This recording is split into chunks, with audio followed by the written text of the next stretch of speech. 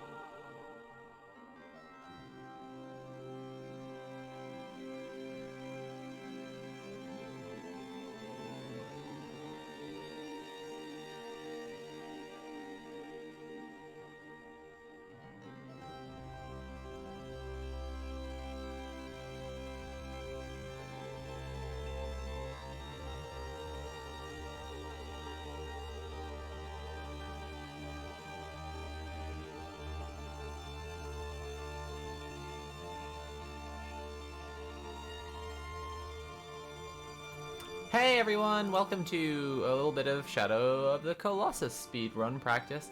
Hello to Danjo Resk and to Just a Random Fry. Hello, hello. Welcome to the stream. Only a couple viewers in this time. That makes sense, because we're doing some weird niche bullshit. How is everyone doing today? Oh, I cannot decide if I like this high collar or not. Like, I really like the top, but also, like, I just feel like it does something weird to my face. We'll see. Anyway, are we ready to get systematic, kids? We're actually not doing that today. We're gonna give Liberal Slop not a total rest. Nat just sent me something I want to have a read of actually, which is a starmer. What is it? An interview? I'm guessing it's an interview. It's not. It's a fluff piece about starmer in Esquire magazine, and it's quite long. So, hang on. What the fuck is that? Hang on. Hang on.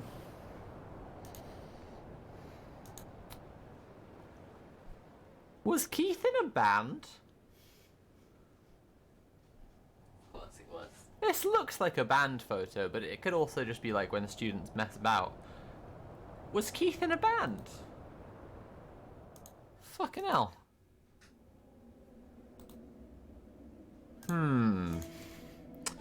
Reverse. There is Tin Eye, let's go.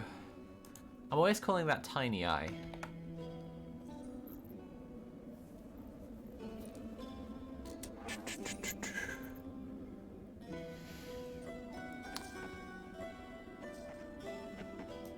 Could Keir Starmer student picture win votes?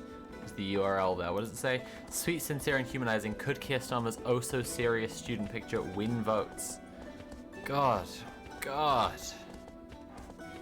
There's a whole article about this picture. That's so embarrassing. That's so... Jonathan Jones, what have you done? Jesus Christ. Well, I can read this whole article, I guess, to find out if he was in a band or if he was just mucking around. Okay, well, we're gonna do that. Nat sent me some Liberal Slop, which was this Esquire article, but it's long as hell. So I think we're having a Keithathon. We're having a Keithapalooza. Starmerpalooza? Keithapalooza. Anyway, welcome to Beelzepog, unofficial radio, Rice Copeland. Hey, Rice Copeland. The Duke Mirage, Middle-earth Marxist, Sedarit, hello. Hello to Gumba Master, and that is everyone. Cool. Things can only get worse. I did not need to learn this Keir Starmer lore today. Hello to Valerie, the lovely Italian. Welcome to the stream. Yeah, no, I think I'm gonna read a bunch of fucking drivel about how great Keir Starmer is. Cannot fucking wait. I think I want to do a speedrun attempt on, a speedrun, yeah, a run attempt practice on my emulator here, and then do like an article, or for the long one, do like, I don't know, I'll break it up into 3 or 4 bits, probably. Okay, let's do it. So I was playing Shadow of the Colossus a bit last week? Was it last week? Pretty sure it was last week. Oh yeah, it was last Sunday. And then, and you know, it was pretty fun practice. But then, dear viewer, dear chatter, South of Sublime, welcome to the chat. First time chatter, you've said, oof. What are you oofing at? The Duke Mirage, welcome to the stream. Hello. Lovely to have you. A little Keir Starmer article as a treat. Yeah, that's right. Yeah, so I was playing Shadow of the Colossus on my girlfriend's PS2. And I realized, on the proper hardware, it's very different. And I was already highlighting how the emulator sometimes slows down to 77% speed. which is not great, right? But there's a phenomenon of magnet hands, right? There's a Wonder, as Wonder falls past a grabbable ledge, you can press R1 and he will zoom to the ledge, right, as if his hands were magnetized.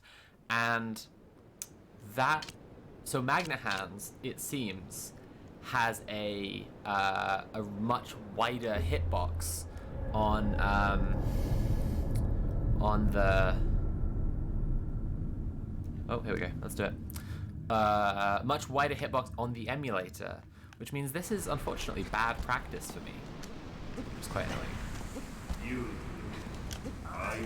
Quite distressed to learn that. Here we go.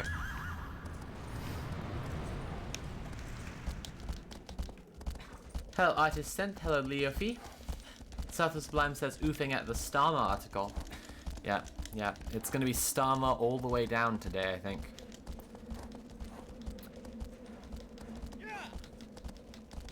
Controller Jar says, I have no idea who Keir Starmer is, and I am deathly afraid to ask who he might be. Yeah, well, your fear is warranted. It's all bad news, I'm afraid.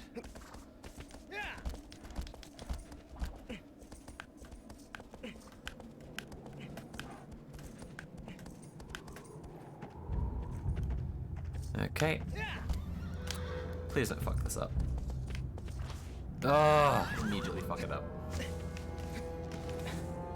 There's actually a weird thing, I'll say this. Wonder's Magnet Hands has a wider hitbox on the emulator. Additionally, like, the horse jump here and the Gaius sword flip are both easier on the PS2.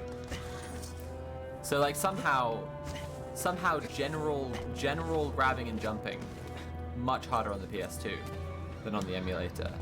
And I'm also wondering if it has something to do with my controller as well, because I know that a PS4 controller has complete freedom of motion, and I'm pretty sure a PS2 controller, the directions are actually locked to like 8 points. Am I making that up?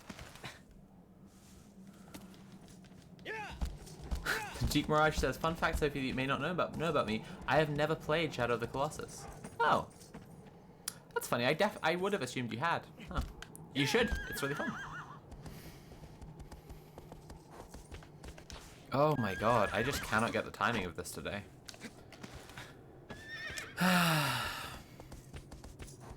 Everyone, please remember, if you're enjoying the stream, to consider paying for the stream. You can subscribe or cheer or donate directly using Command Tip. All of those are good ways to support me. Today I would ideally like to get £200 in tips, if we can. Fingers crossed. Nat and I really need to go to the dentist, and when I say really need to, I mean we've both been ignoring mouth pains, and now the winter cold is making it worse. Ooh, I didn't even jump off that one at all. I just fucking... That was terrible. That was really, really bad. Lego2i4, hey, welcome to the stream. In the middle of filling out questionnaires so I can get genetic cancer screening. So this is good for lightening my mood while I'm doing it. Okay, well, I hope we continue to be a good mood lightener while you do your cancer questionnaire.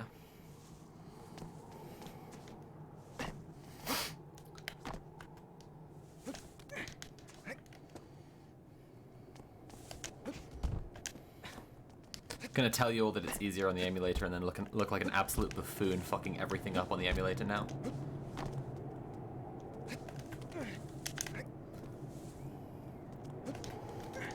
Okay.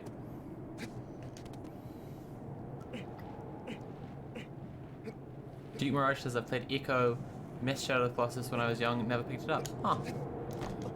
Oh, fuck.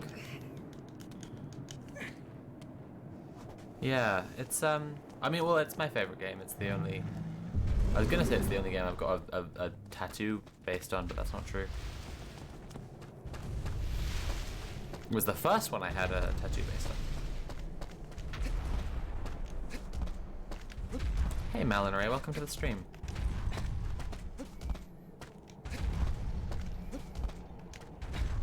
We've got an ad break coming in 5 minutes, everyone, just so you know. So inevitably we're going to get someone come in and say, why is the category just chatting when you're playing Shadow of the Colossus? And to reiterate, the reason for that is that we are going to periodically stop playing Shadow of the Colossus and go and read about Keir Starmer instead. Aren't you all so lucky? Stupid twink, come on.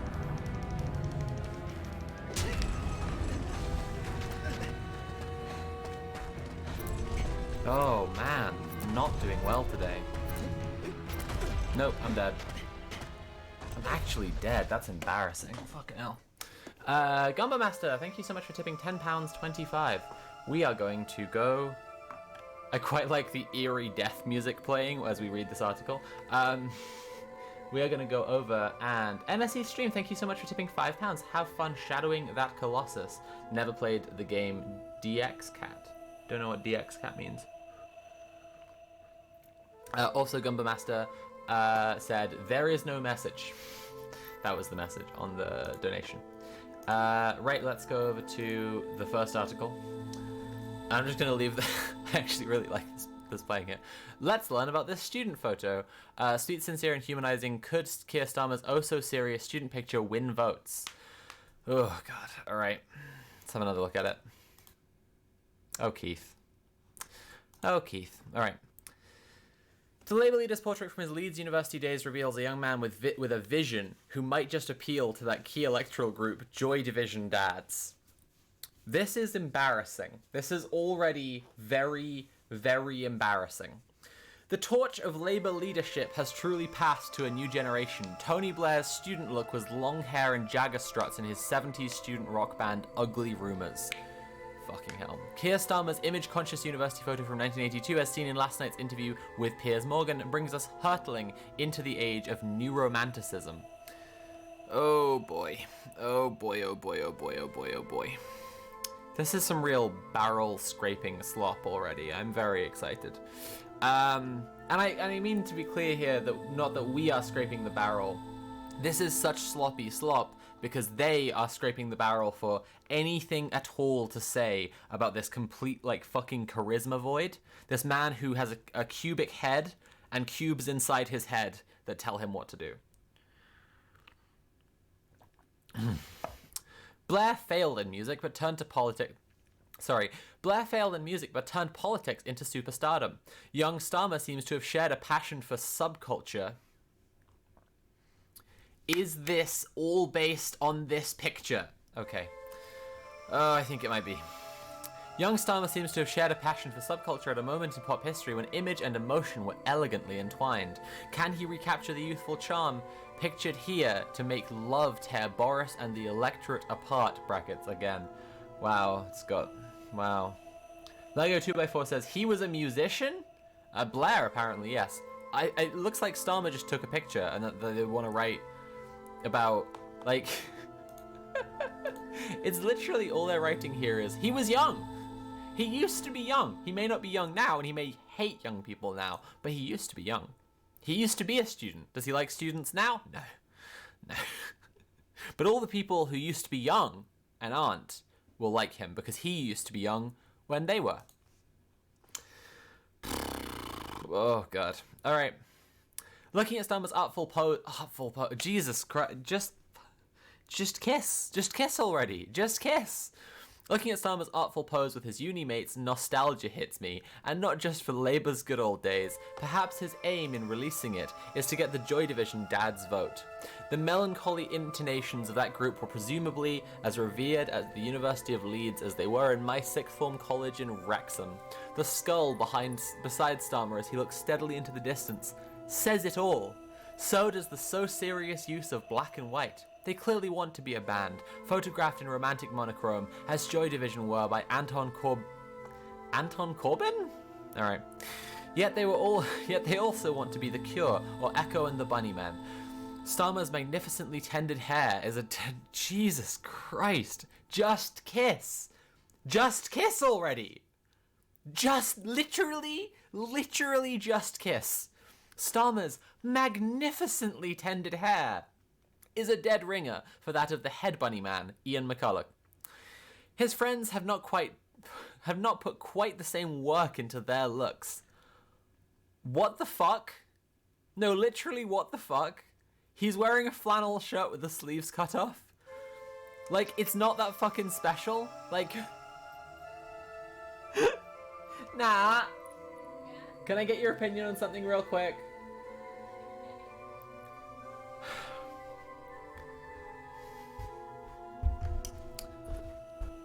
Have you been listening? Not really. Okay, of these 4 people, who's put the most work into their appearance?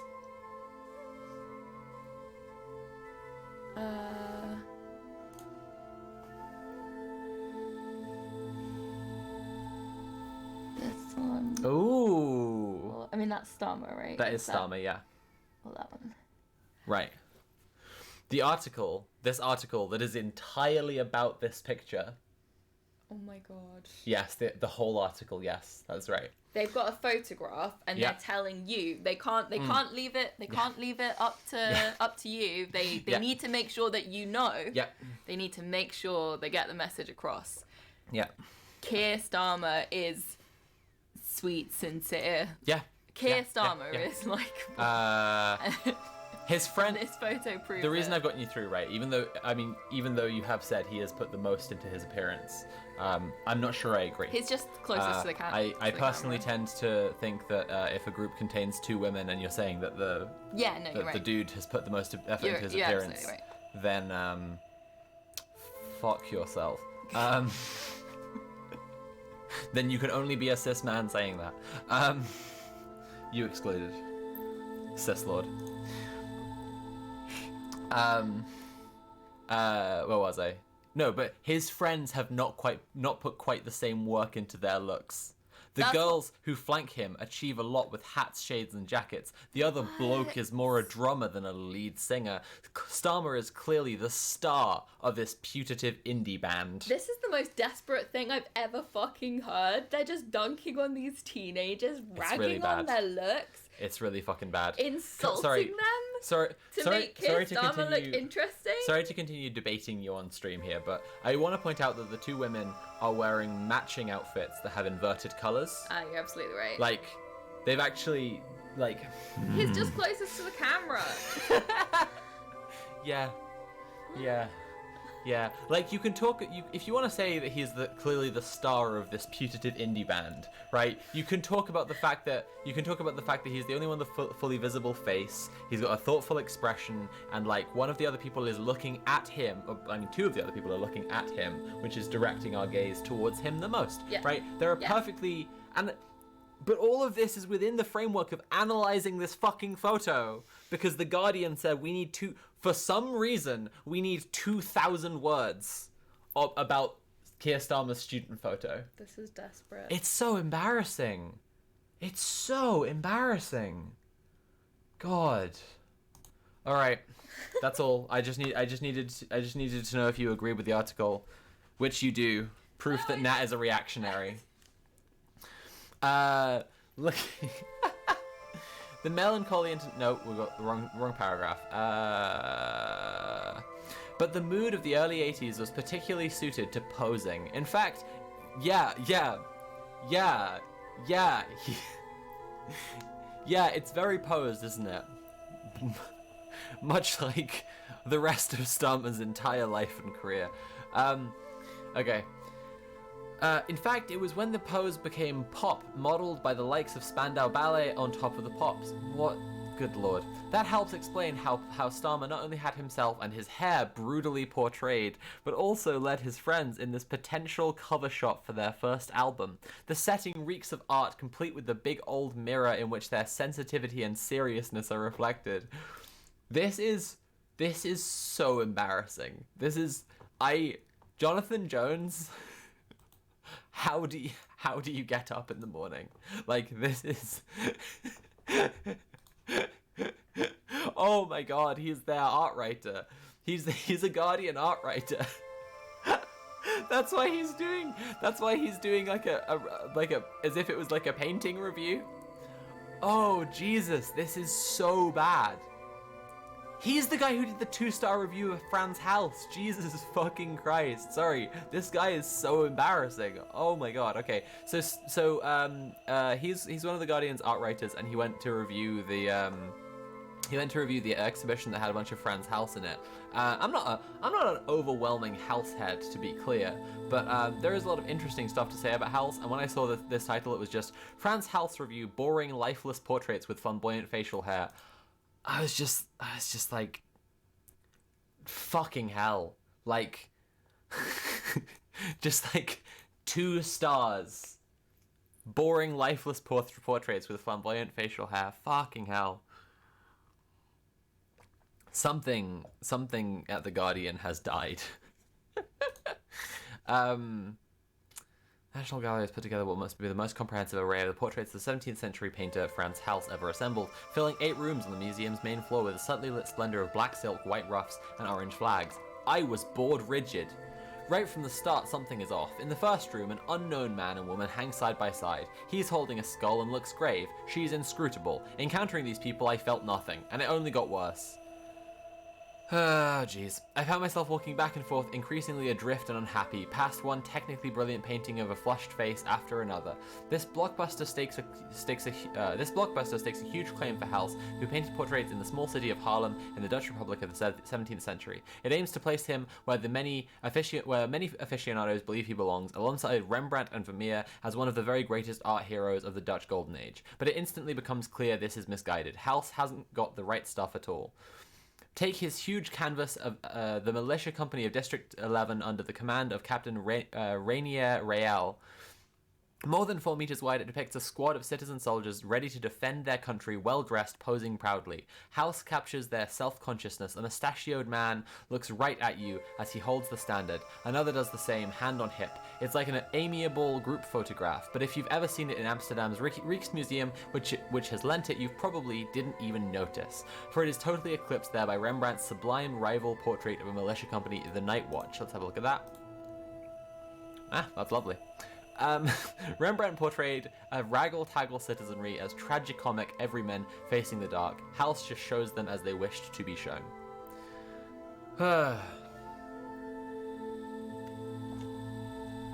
It's not even that I necessarily disagree. I'm not looking to be contrarian, right? Hals, as I say, I'm not the biggest Hals stan. He was just a painter for commission for a lot of his life.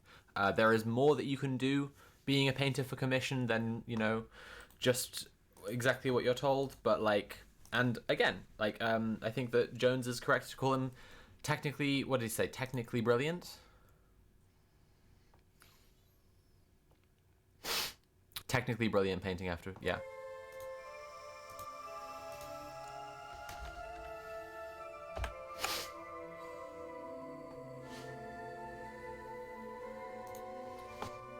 And I do think there's a fair enough reason why why Vermeer and Rembrandt are highlighted as extremely worthwhile. I guess it's just highlighted over Hals, and Hals is a less well-known Dutch painter. But I also just think that there's so much more to be said than a sort of it's the stars, right? It's the stars that really incenses me. Giving a review of an exhibition, which not only contains all of the works of art within the exhibition, but several more layers on it as well, which is the experience of going to the National Gallery and the experience that has been curated by the people who put together the exhibition, at the very least. The idea of rating it out of 5 stars, that's what incenses me about this. It's just and that's what the whole review is written around. It's just how worth your money, I guess it is. And it's just the classic example of the ways that capitalism completely kills art and art criticism. And then you have someone who writes articles like this. Decide to write something like this. Okay, so back to this. Fucking hell. Yet the look in Starmer's eyes is sincere. While the other boy is lost in a gloomy reverie, the future politician has a fervent light in his eyes. He may be all too aware of his look and his looks, but he also projects a romantic dream of some kind. Nay, a vision. Fucking hell. Young Keir appears to believe in some big idea or better future. He can see it. Then why doesn't now Keir appear to believe in a better future or a vision. He does, like, because he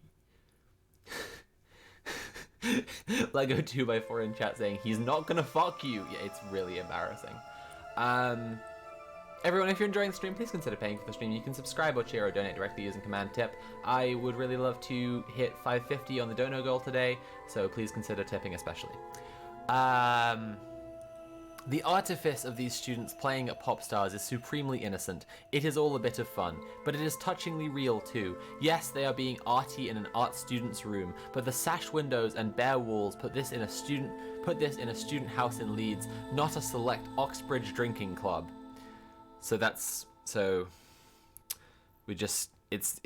what, all just to say that he's not a Tory toff. He is.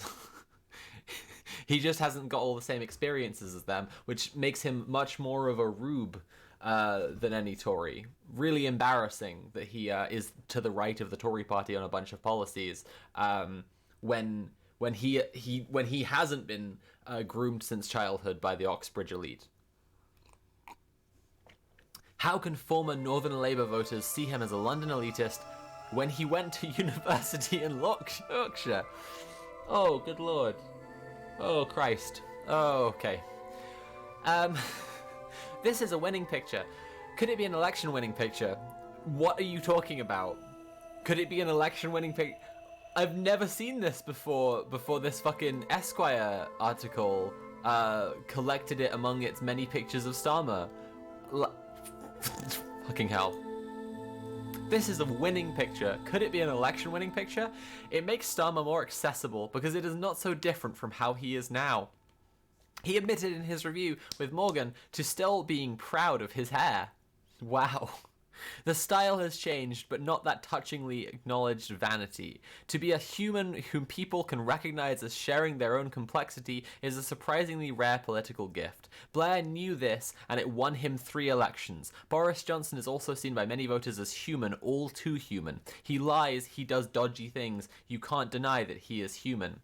Starmer has previously struggled to get his character across, and just as much as his emotional confessions to Morgan, in its mix of the absurd and sincere, his youthful performance as a romantic visionary communicates that he is someone with different sides to him, someone with a life. To cut a long story short, that is a start. Okay, so this is one of the most embarrassing things I've ever read in my entire life. This was written in 2021, and it's kind of amazing, isn't it? Like how much history has simply condemned this bizarre toe-sucking review of Starmer's university photo. Fucking ridiculous.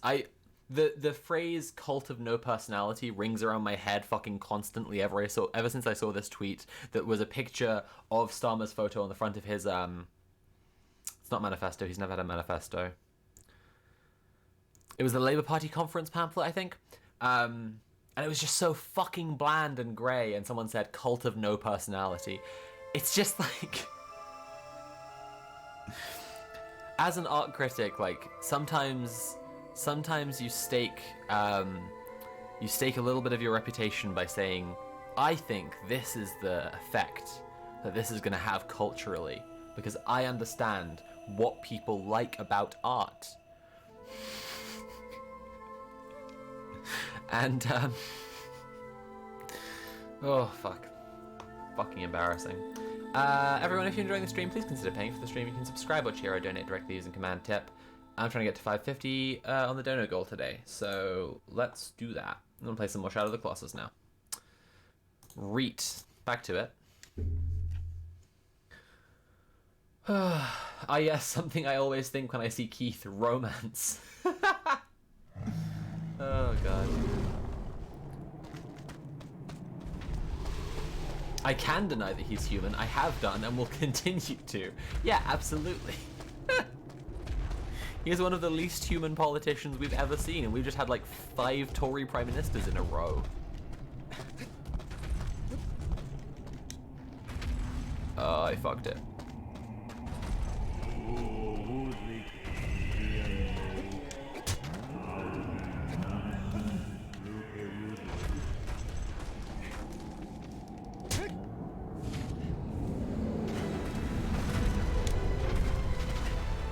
Where am I? There I am. No, no! Oh, god damn it.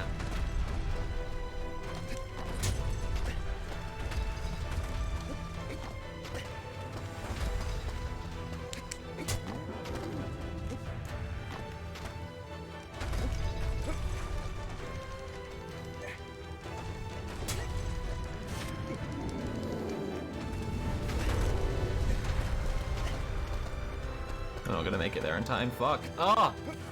I didn't! I let go! What the fuck is wrong with me? No! Oh, no! Oh, Christ. Okay.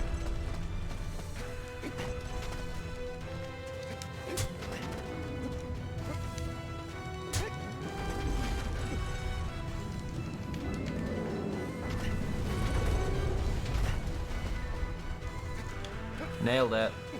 But this is an example that I'm talking about with the magnet hands, right? Like, Wanda just shot up there. Like, definitely I was in midair, and then I was holding the fluff, right? As if by magic, because of my magnet hands. And then, on the PS2, that does not work. You have to get it much more precisely, so it is giving me bad practice that way, which is really frustrating.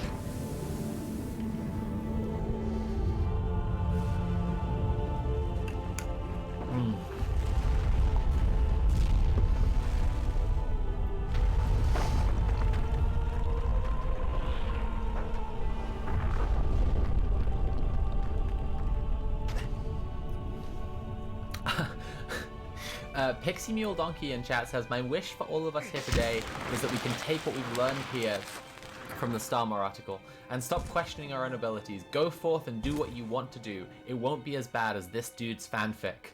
This dude's fawning fanfic. Yeah, real. Extremely fucking real. Malinois says, first try, nailed it. Thank you, yeah, I'm pretty good at this. Cool, let's go.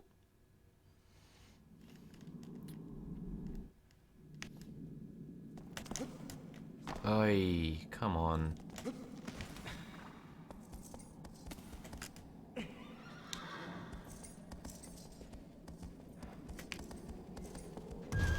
There we go. No, are you kidding me? Skip the cutscene. That was frustrating. Now, the exploits on Quadratus, I am extremely not ready to be practicing. Definitely something I'm gonna get into in my own time, because the exploits on Quadratus, you have to paralyze the front leg instead of the back leg, and then there's like a running jump you can do where you run up the side of it while it's in the right just while it's in the right phase of animation, basically, and then leap sideways onto the horn and then run to the head. It's incredible. Like, watching it work, it's fucking incredible. But yeah. But to pull it off is something else entirely.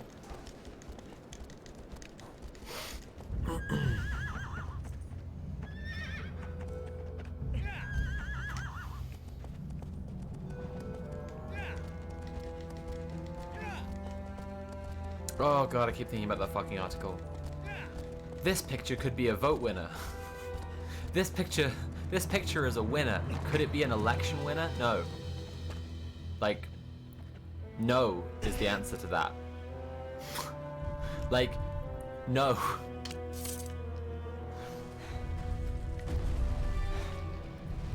Like, truly. The fuck. Sorry everyone, the aim was inverted. No, I don't want to quit the game, I want to change the aim. Vertical aim control, normal. Horizontal control, normal. Thank you. Thank you, I like when things are normal, thanks. Oh god. It's very difficult for me to decide whether the author knows it's a wank fest or if he really does believe what he's pouring out onto the page. Yep. Yup, is what I can say to that. Well, this isn't going very fast at all, is it? Also, this is another bizarre difference. Quadratus is really meant to turn left much earlier than this. In what universe does anyone want horizontal inverted controls? It's nightmarish, right? It's absolutely fucking ridiculous. There isn't any kind of mental model that even makes it make sense. Like, I can't think about it in a way where I'm like, I'm doing this with the bow or whatever, where it's a more sensible way to have the controller. Is the idea that's where you're putting your arm? It just doesn't. It's just not how you think about things when you're aiming them. And also, like, it's called inverted. Why is it default?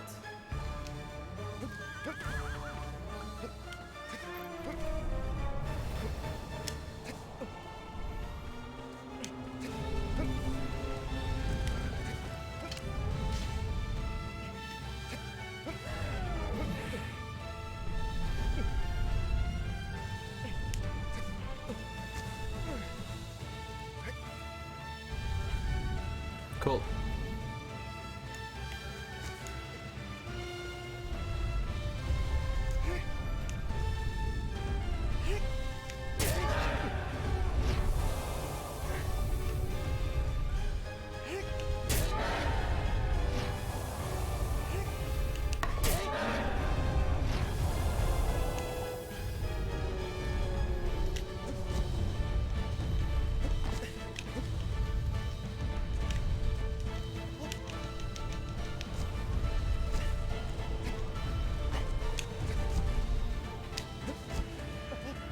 No, fucking hell.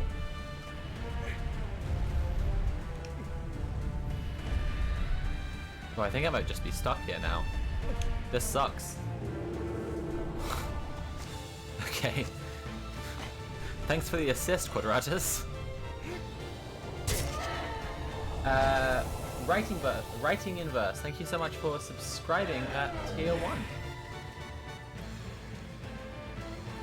And then saying, wait, I subbed here, but I never catch a stream. Well, you've apparently been subscribed for 9 months, so thank you for 9 months of subscriptions, even though you don't catch any streams apparently.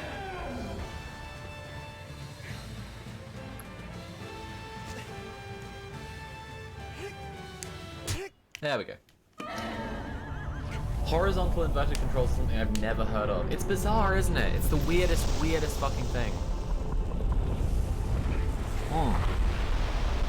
I know I can do to break up the article. I'm gonna read a little tiny bit of it, and then I'm gonna like do the next Colossus. That's the way I'm gonna run it.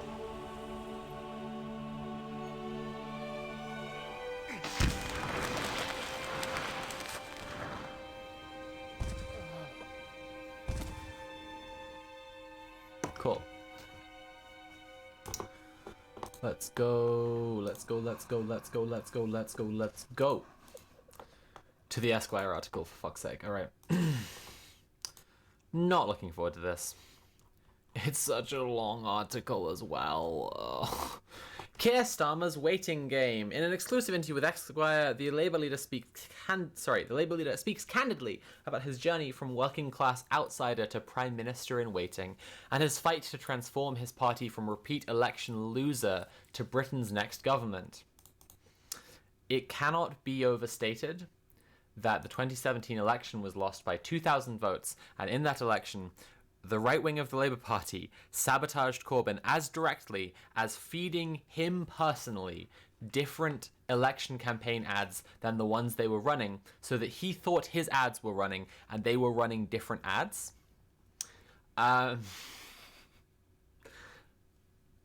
2,000 votes, right? So transforming it from a repeated election loser,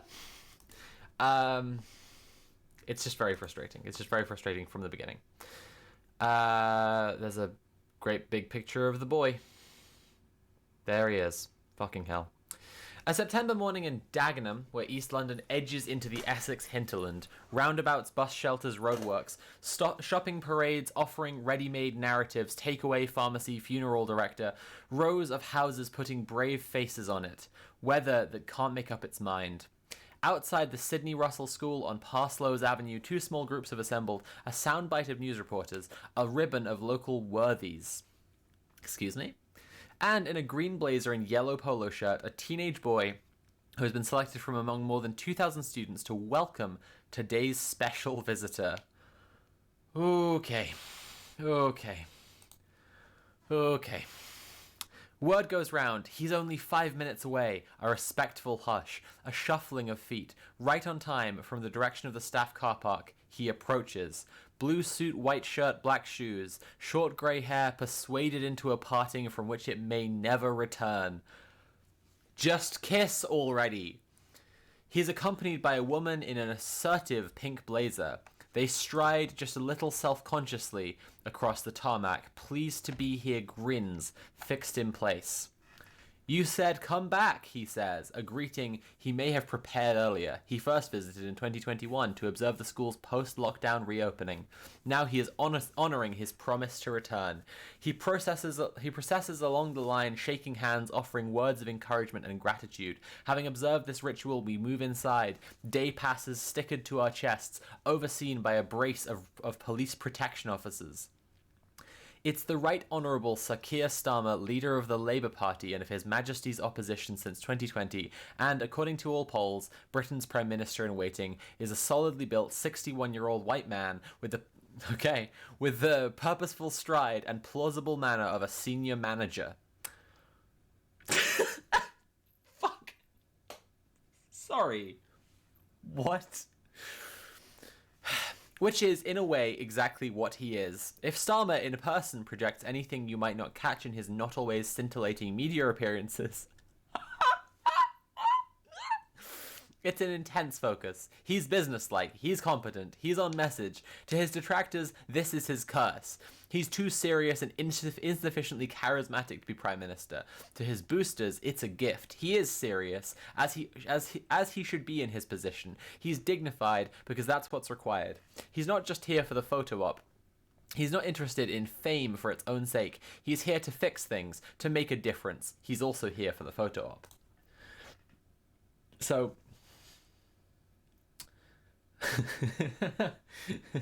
this entire article just communicates the author's overwhelming lust for boot. Yeah. So let's take a brief note of the fact that that the author of this article is telling us what Starmer's detractors think of him.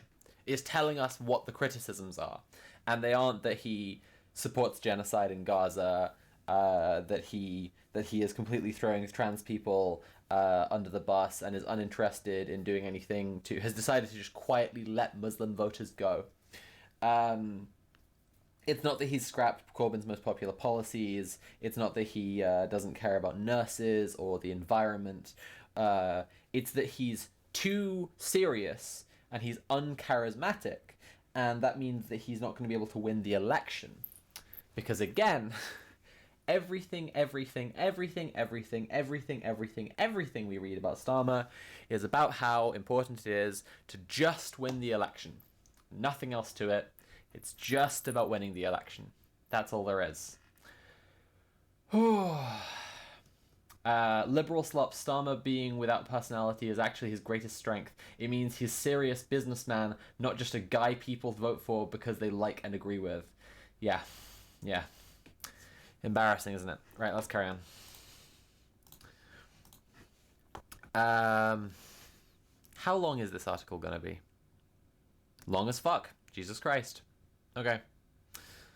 Well, I feel bad in my bones. This sucks. This fucking picture.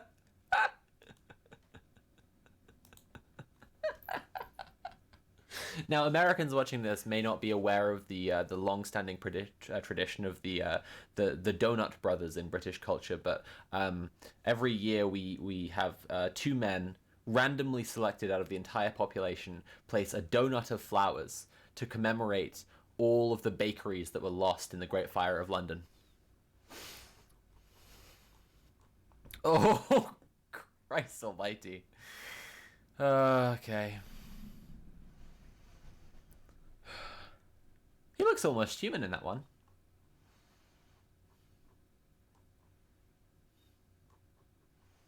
Well, this is a long article. Let's go for it.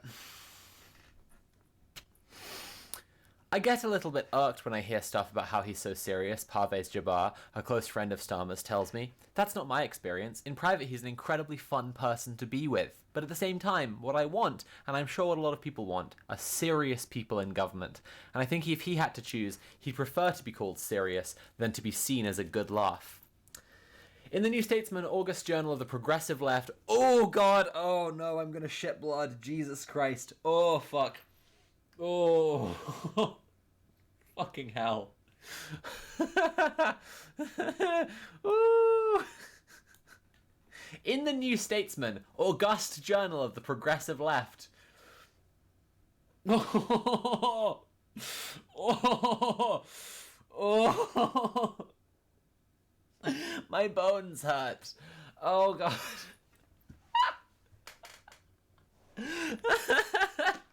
Fuck. In the New... I can't read it. In the New Statesman, August... Fuck. Guys, this is a problem, chat. I'm actually having a problem with this article. I usually make it through even the worst slop. You know...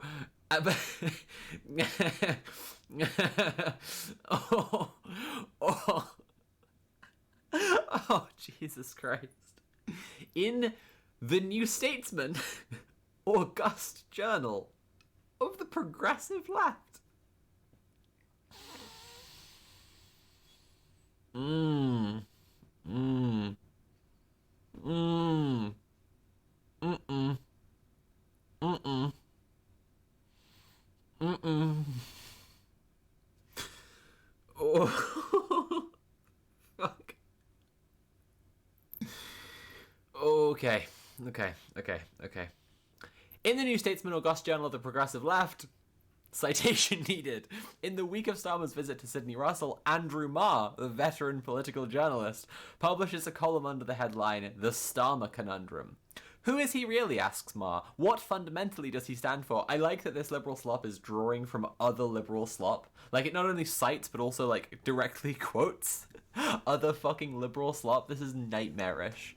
If you're enjoying the stream, please consider paying for the stream. You can subscribe or cheer or donate directly using command tip. We're trying to hit 550 on the dono goal today. We're at 357 right now. I think we can totally do it.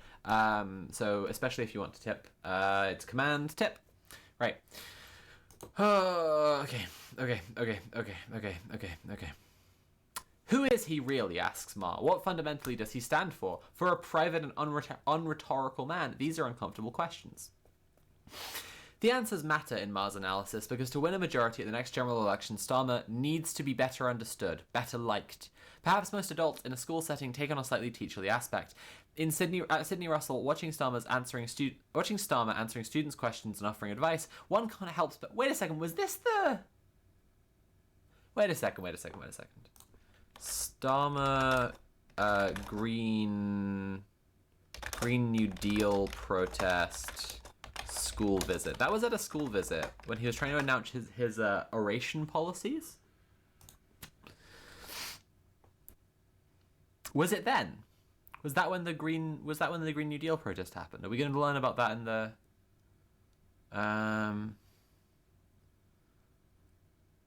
where did it happen at Sydney Russell? I can't see it.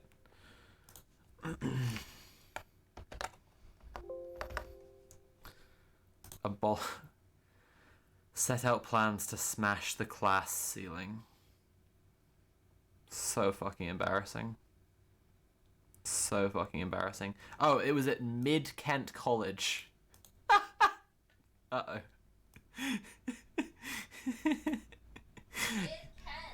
His speech was at Mid-Kent College. Cool. Let's carry on. Perhaps most adults in a school setting take on a slightly teacherly aspect. At Sydney Russell, watching Starmer answering students' questions and offering advice, one can't help speculating that were his host for the morning, the school's principal, Mrs. Cross, she's actually very smiley. Oh wow, get it? To decide to move on, Starmer might make a decent replacement. He wears his authority lightly but firmly. Fantastic, he says, a frequent word of approbation. when apprised of the school's various achievements. The woman in the pink blazer is Bridget Phillipson, the Shadow Education Secretary. Unlike her boss, whose accent, pegged as classless by Ma, not inaccurately, betrays little of his background. Are you kidding me? He sounds like a swan swallowed an orange. He doesn't have a classless accent. He speaks RP. Like, are you fucking kidding me? Okay. Unlike her boss, whose accent betrays little of his background, when Phillipson speaks, no one has any doubt where she comes from. She grew up in Sunderland in circumstances every bit as challenging as those of many of the kids who attend Sydney Russell, which draws its intake almost exclusively from surrounding council estates. We are in the constituency of Dagenham and Rainham, a resolutely working-class area and a Labour seat since its creation, though only narrowly held at the disastrous, for Labour, general election of 2019. Like her boss, Phillipson has risen to a leading position in British public life without many or any of the advantages that so often ease the paths to power for our most senior politicians, especially those of the successive Conservative-led administrations that have been in government since 2010. The differences with her, you can tell pretty much immediately. With Starmer, it's less obvious. Yeah. Yes, that's correct. It's really, really hard to tell if he has ever been working class. It's really hard to tell if his parents ever worried about putting food on the table. It's really, really fucking hard to tell from everything about him. From having worked in the fucking King's Council, prosecution service, right? For the Crown Prosecution Service, to his fucking ridiculous voice, to how perfectly naturally he wears a ridiculous suit. It's just, he doesn't, alright. Today, Starmer and Phillipson are in Dagenham to help promote one of the key skills they believe working class kids have traditionally been denied: oracy. Oh, cool.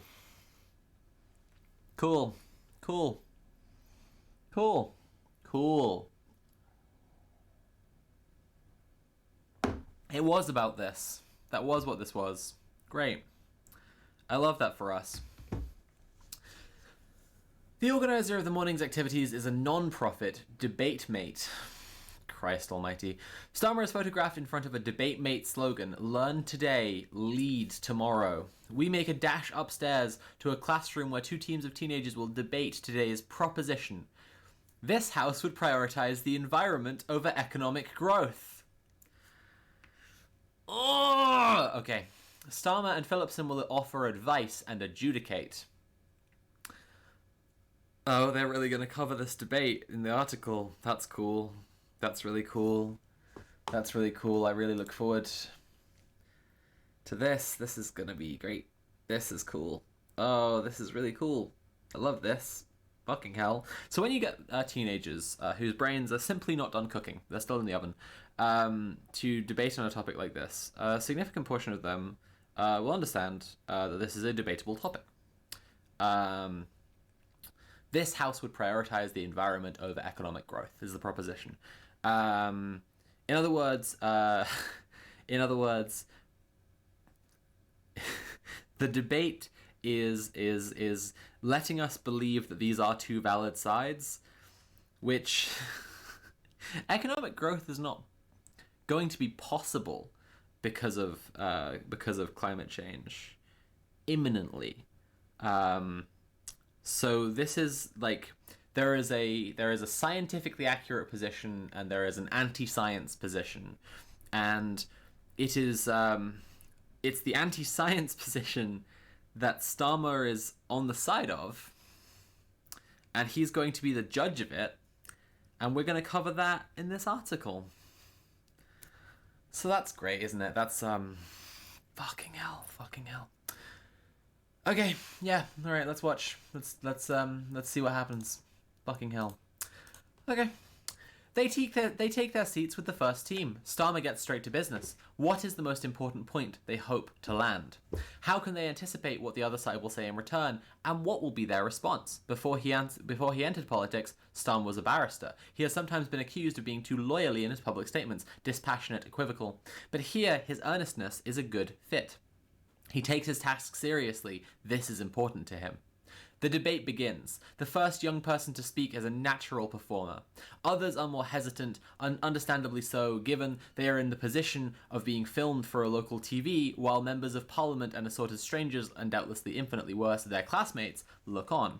Throughout, Starmer scribbles notes in ballpoint on scraps of paper, circling certain words and phrases, underlining others. When it's his turn to speak, Starmer praises the students' tactics and their techniques, their body language and their use of eye contact. Fantastic! And their ability to make cogent arguments under pressure. The result? Team environment wins over team economic growth. Uh-huh. It's interesting. It's a bit interesting, isn't it? Starmer betrays no hint of which side of the argument he favours himself. Instead, he stands around chatting with members of staff and the debate mate team, offering more words of approval, agreeing about the importance of their work. Oh, this is my new sleep paralysis demon. Jesus Christ. What a horrifying picture of him. So this is awful. In the protest that I was bringing up before, they asked which side Labour was on about this specific question. They said, are you gonna fight for the environment? And he said, Labour is on the side of economic growth. So this article can say if it wants that he betrays no hint of which side he's on, but he's said it with his mouth. And this is one of the features, by the way, of like the political fandom of Keir Starmer, which is genuinely cultish. Cultish here means possessing the qualities of a high demand, high pressure group. There have been other examples that have been pointed to. The way that the lowest recruits in his power structure, people who are door knocking for him, are no longer like provided their own food or anything like this, right? Like just taking away their most basic things to just break them down while telling them that they are failing to display an entrepreneurial spirit if they don't provide these things for themselves. Excuses given for material structures to make them everything appear ideological and everything appear to be part of the leader's plan. Seta Rit has tipped £20. Thank you so much for your bones, teeth, and all the psychic damage you're taking right now. Thank you, Seta Rit. I really, really appreciate that. Everyone, please remember, if you're enjoying the stream, to consider paying for the stream. You can subscribe or cheer or donate directly like Seta Rit just did. And the reference to my teeth is because Nat and I would really like to pay to go to the dentist because we've been putting it off for too long and we kind of need some urgent dental care, to be honest. So please consider tipping. I'd like to hit 550 today. We're on 377 now. Starmer, cultish. Yeah, so this thing about which side he's on, right, is one of the most cultish elements of Starmer's political fandom. When he says Israel has a right to defend herself, and then the Israeli government starts committing genocide, and people say, okay, these are war crimes, is this okay? And he says Israel has a right to defend herself. And then a second later, like 2 days later, he's telling us that he didn't say that, right? This is somewhat easily identifiable as gaslighting, and bringing up this word will immediately switch a bunch of people off because it's annoying pop feminism, right? But very seriously, he did a thing and then he told us all that he didn't do the thing, which is definitionally gaslighting. And a lot of people don't like the term gaslighting to be used outside the context of abusive relationships, and I do have an appreciation for that because I think the seriousness of terminology to understand abusive relationships should be maintained. But additionally, when you're understanding high demand, high pressure groups such as Starmer's, it's important to understand that abuse tactics are rife. And so when I'm saying gaslighting, I am not trivializing the word, but rather trying to take seriously the way that Starmer acts towards people who believe in him and support him and work for him. He betrays no hint of which side he's on, right? If you have conversations with people who support Starmer, they believe that he is hiding everything. They will always default back, if no other arguments succeed, to he's just pretending and he will do the right thing when he gets in power. This is defending the leader at all costs. Because the leader cannot fail, he can only be failed. Ginger with Envy says, but Sophie, he's a little baby and he was tired and misspoke. That's true, and it was his first day and also his birthday and also his last day before retirement.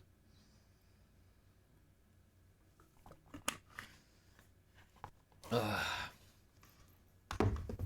Rice Copeland says, as if liberal democracy isn't an abusive relationship. Well...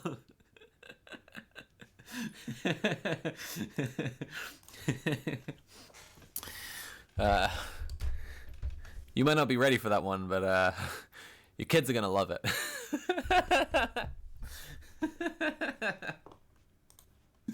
Okay.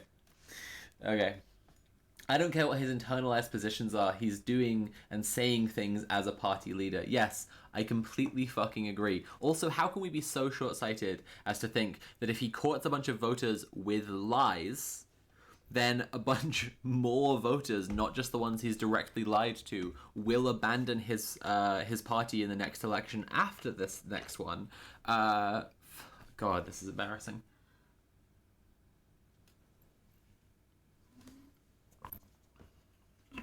All right. But again, I'm trying to provide, logical arguments against cult logic, which is, an uphill battle that's all... mixed metaphors. It's an uphill battle and a lost cause. Okay. Who is Keir Starmer really? Perhaps we'll find out back in the lobby, where another group of students...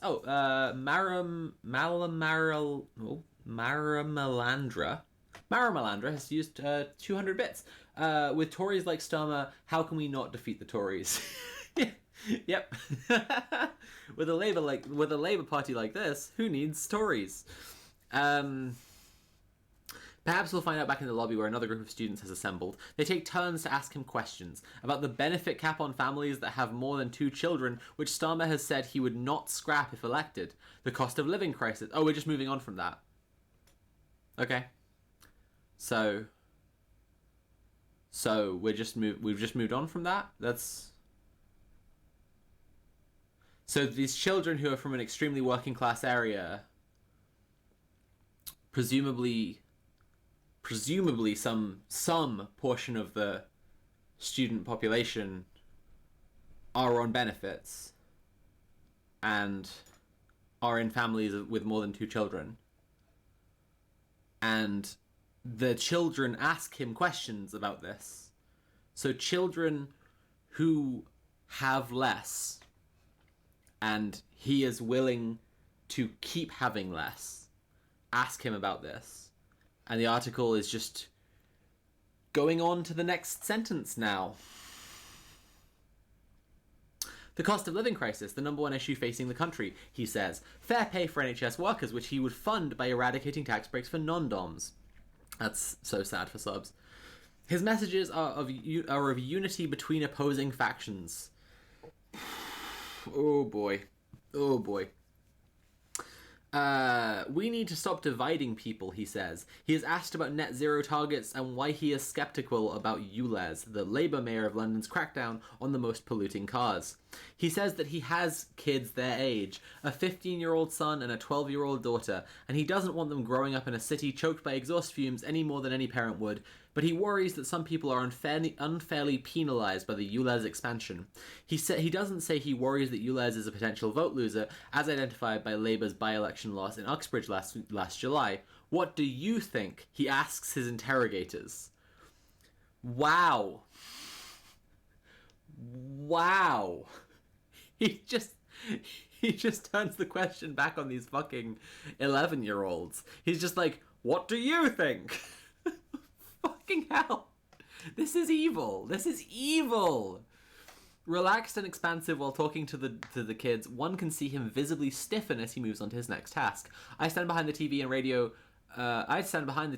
people as he submits to their questions. After a cursory opener about his reason for being in Dagenham, an exchange that one suspects will not make the lunchtime news, we turn immediately to the great matters of state, the existential questions facing the nation.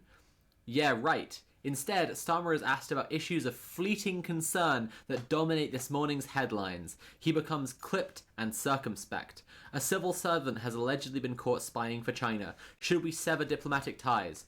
China is a strategic challenge, that's for sure, he says. What we need is a policy that is clear and settled. We haven't had that. We've had division and inconsistency. An 11-year-old girl has been savaged by a dog. So should the American Bully XL be added to banned breeds lists? I think there's a strong case for banning this particular breed. Let's hear what the government has to say. What about the RAAC scandal? And our crumbling schools, of which Sydney Russell, as it happens, is not one. I think this issue of crumbling buildings is a metaphor for this crumbling government. Wow, but Keith, what about the buildings that are gonna collapse on children? Oh god, this is demonic. This is actually demonic. This, oh, fucking hell. fucking hell. Okay, so I don't think that Jeremy Corbyn is perfect. My bitterness comes from the fact that the media, this same media that is doing this right now, worked as hard as they possibly could to demonize Corbyn as much as possible. If an article like this had come out about Corbyn in Esquire magazine, there would have been 10 more articles in other publications about how Esquire had fallen into a Maoist propaganda cult and was now serving to brainwash the population for commie Corbyn. Okay? This is fucking ridiculous. There was a full court press by the entire British and some international media to stop Corbyn, and there is another full court press to make Starmer in any way seem human and likable. This is absolutely sickening.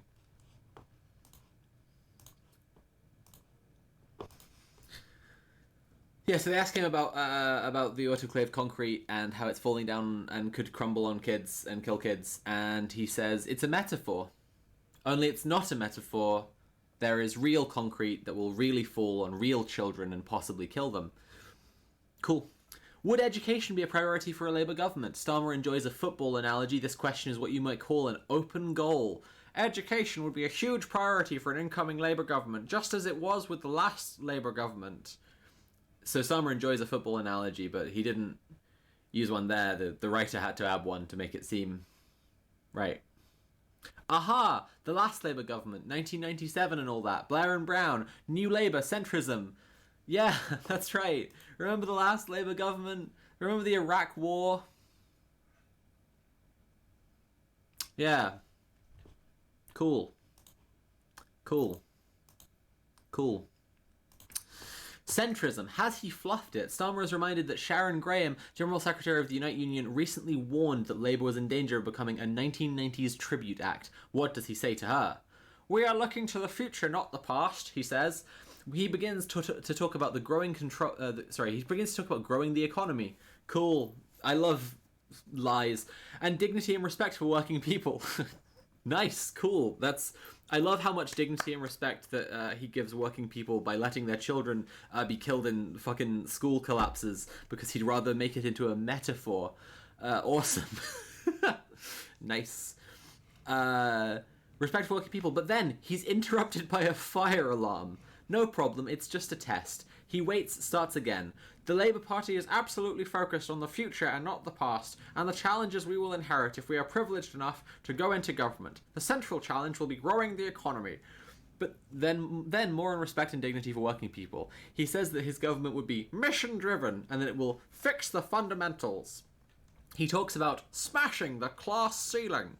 A reporter for LBC, perhaps feeling we've had quite enough of that, would like to return to the issue of dangerous dogs. Would Starmer be happy to see an American Bully XL living on his street? The alarm goes off again, as if God were throwing him a bone. See what they did there? It's a little, it's a dog metaphor, which, again, is more colourful speech than Starmer uses in any quote that they've given him so far. To do Starmer's attentive blue eyes betray... Just kiss already! Do Starmer's attentive blue eyes betray the occasional flicker of impatience as he goes about his business as leader of the opposition, an instant expert on all things under the sun, from international diplomacy to the canine menace? Now that it's my turn to quiz him, should I ask him about the American Bully XL, just to see if I can penetrate his unflappable facade, get him to snap, tease out the real Keir Starmer? Would he be happy to see an American Bully XL living in his house? How about sleeping at the foot of his bed? Would he like to see an American Bully XL living on Sharon Graham of Unite Street? Wow. Cool. Cool. Cool. Cool. Normal. So fucking normal. Like, that was just fantasizing about a union leader being mauled by a dog, right?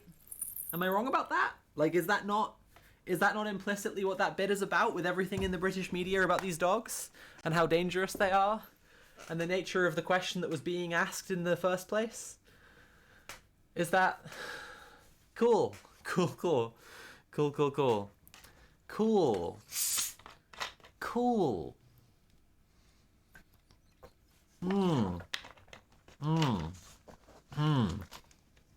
Right. I'm gonna play some more Shadow of the Colossus, I think. I think I need to pause after that one. That was a bit much, actually. Ooh. That was a bit much, actually. Oh. MSE Stream says, journalists be normal about this guy challenge, yeah. Difficulty godlike. Fucking hell.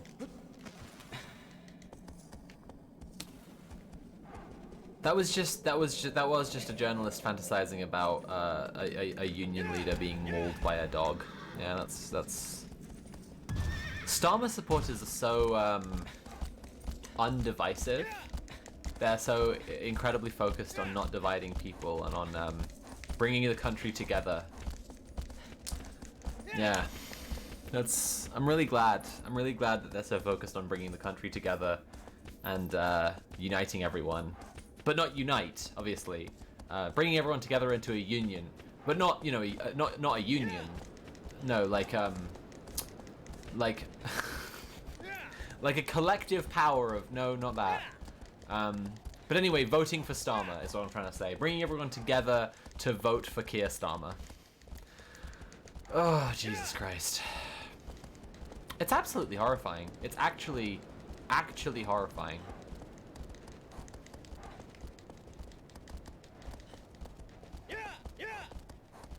Phenomenological Cat says, I can't believe British media can very unsubtly advocate for the mauling of a union leader with almost total silence. Yeah.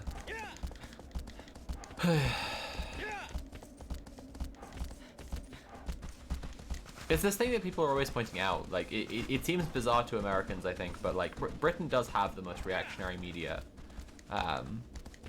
in the English-speaking world by far, and like, you know, people often think that it's America because America has the sort of extremely right-wing alternate Fox News reality to it. But like, I think Rob Delaney put it best, the American comic who I don't know if he currently lives, but has lived a lot in London. He said everything in Britain is Fox News. And I feel like that's really, I feel like that's, yeah.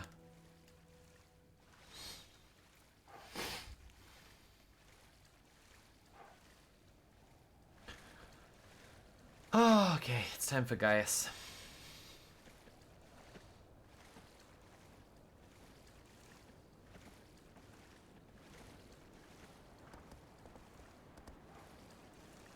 Is this article recent? Well, it was tweeted out by Starmer 3 hours ago. Let me just double check the actual... Yeah, I think it's from yesterday.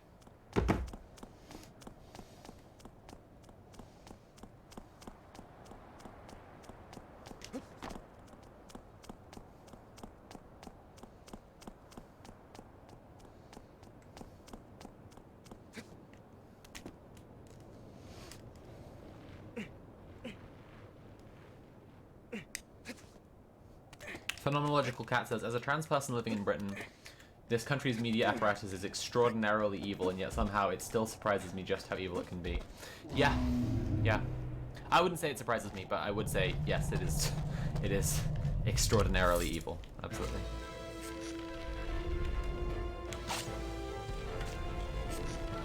Come on, do it. Come on. Come on. Okay, it's time for some real serious practice.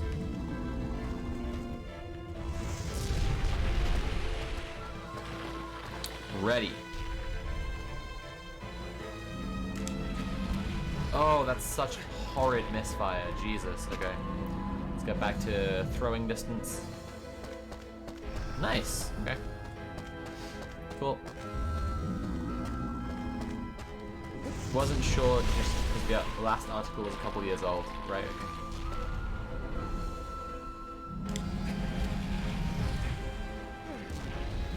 Oh, God. Well, rolling up the middle of the sword seems like a pretty basic thing to get down, so I'm glad I am doing this practice.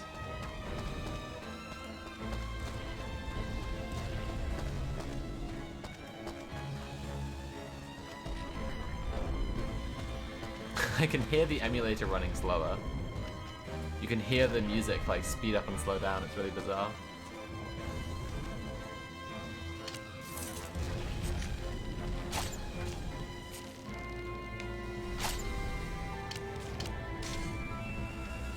Bold to tweet out an incredibly horny piece about yourself.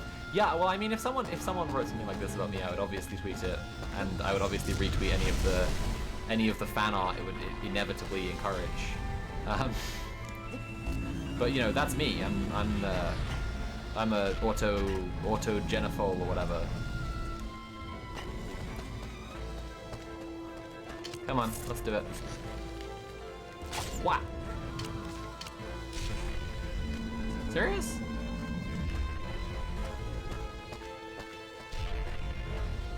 Is it not going to do it now? Am I too close to the edge? I think I might be. Wow, it's really slowing down.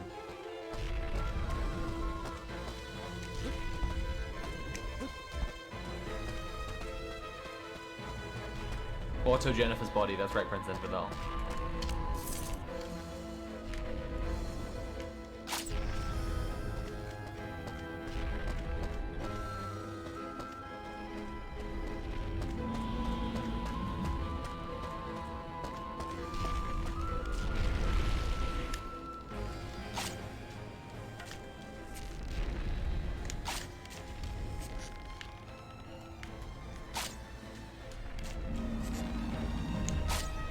There we go.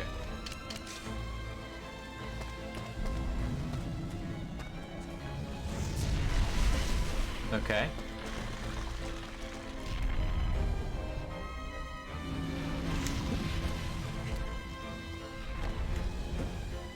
Oh, nice. Oh, okay. Not quite nice. Nearly nice. Really nearly quite nice.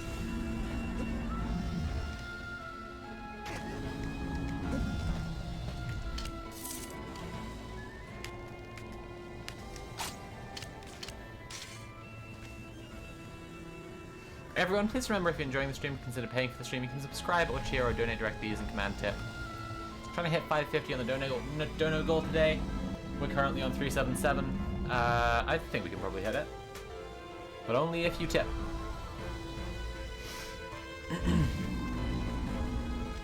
What?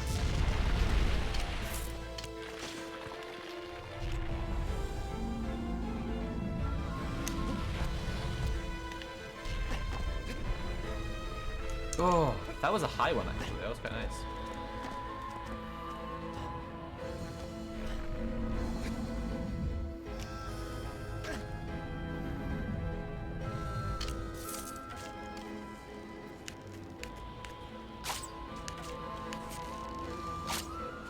There we go. Back to it.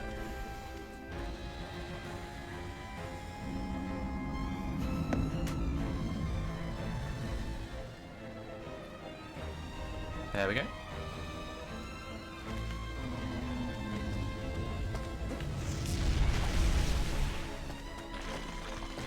That's quite funny, that wasn't actually even where I was. So if I'd stayed where I was, Gaius would have just missed me. Yeah, rolling up the middle of the sword should not be this much of a challenge. I really should get better at this. Writing Invest, thank you so much for tipping £15 and saying, take my money. I can, I am, and I will.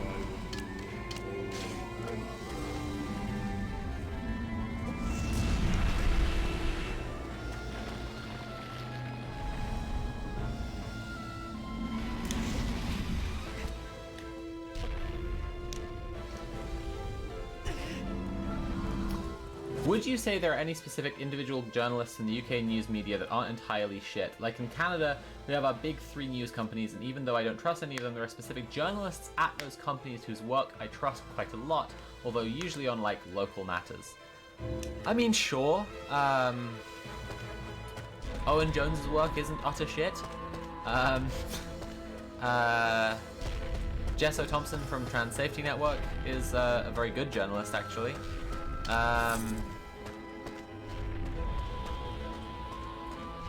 You know, I've run out of names. British journalism is unbelievably dire.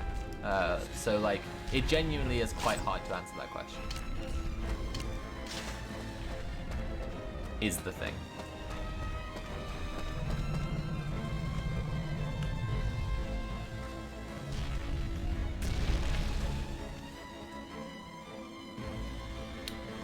I wonder if the console is slowing me down. Like the console's slowdown is affecting my timings on the sword flip. I haven't actually thought about that before, but it might, because the slowdown and speed up do fluctuate a ton. I need to look into ways to stabilize the speed of my emulator, because this is. Not to mention every position in the UK is a closed shop class-wise. Oh, absolutely, absolutely. Yeah, like it's really important. Oh, pardon me. It's really important to say that like even the very few good journalists are often like Oxbridge educated or whatever, and it's like simply that they are human beings with consciences as opposed to the rest of them. Like working class people are just like systematically shut out of journalism.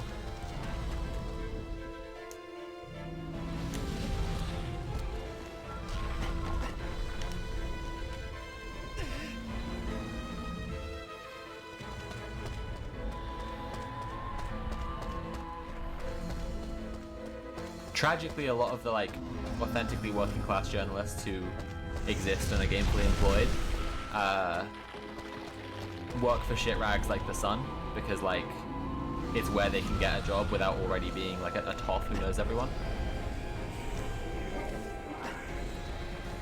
This is so frustrating. I've actually pulled off the flip a couple of times now, and it's just not taken me far enough. This is why I am. This is why I'm really worried about the about whether the emulator's timing is fucking with me, because it doesn't really do this. Again, when I'm on the PS2, like, it generally, if I pull off the flip at all, it throws me in the right direction. Phenomenological Cat says, my dad was a journalist for a I think it's meant to say for a while, and one of his big takeaways from it was just how profoundly classist the whole thing was. Yeah, absolutely.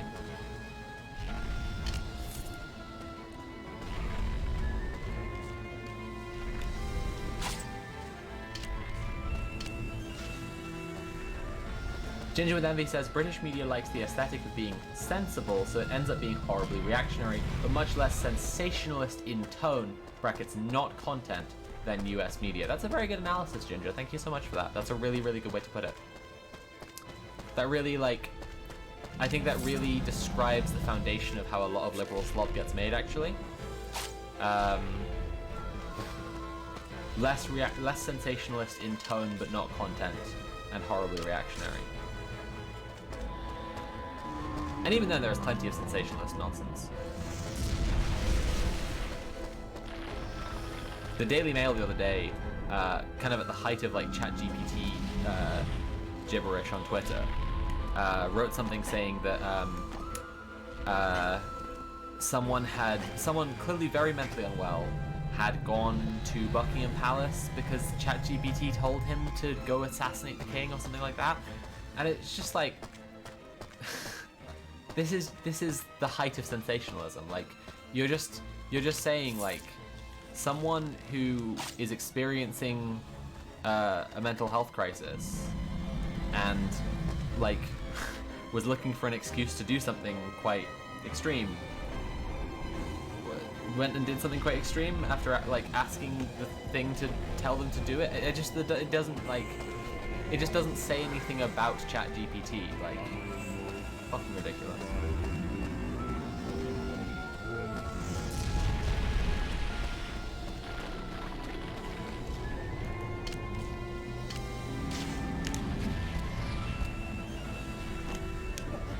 Oh, come on.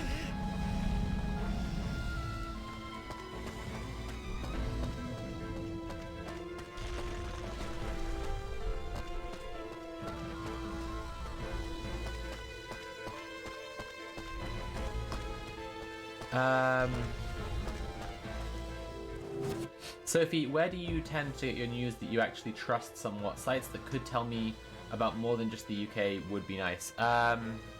Gosh, that's a big question. And a really tricky one.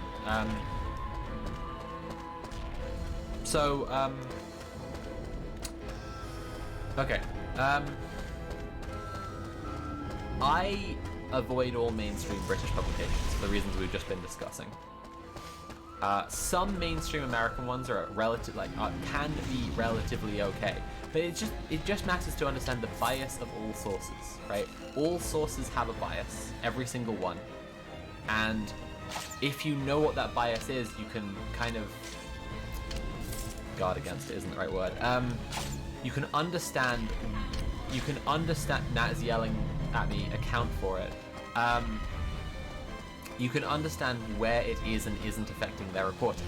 So Al Jazeera tends to be really good about a lot of Western politics in a way that Western media isn't, because their bias doesn't affect it, right? But they belong to the Qatari royal family. So like, obviously, reporting on interests that directly affect the Qatari royal family and their political power, they will have a bias, right? And it's just much the same with like CNN, right? Like, or whoever. If it does not relate to their bias, then they're probably going to be pretty okay. You'll still get like massively disappointing reporting across the board from mainstream journalism, because kind of by definition, but you know, we as workers can work to change this. Journalistic bodies of a certain size under capitalism are going to report on behalf of the ruling class, not on behalf of the working class. We could change that. I mean, that's effectively that essentially is the Trotskyite revolutionary plan. Yeah. So I mean, like, reporting on unions is often bad across the board in every fucking outlet under the sun, for example. You know what I mean?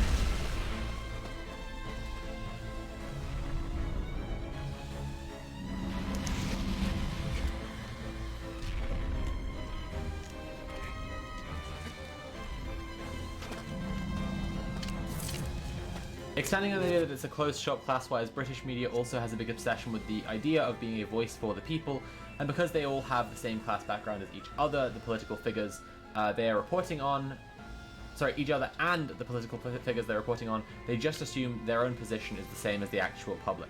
Yeah, this is very true. I was trying to talk to my brother about some of the stuff, some of the kind of basic ideas from manufacturing consent.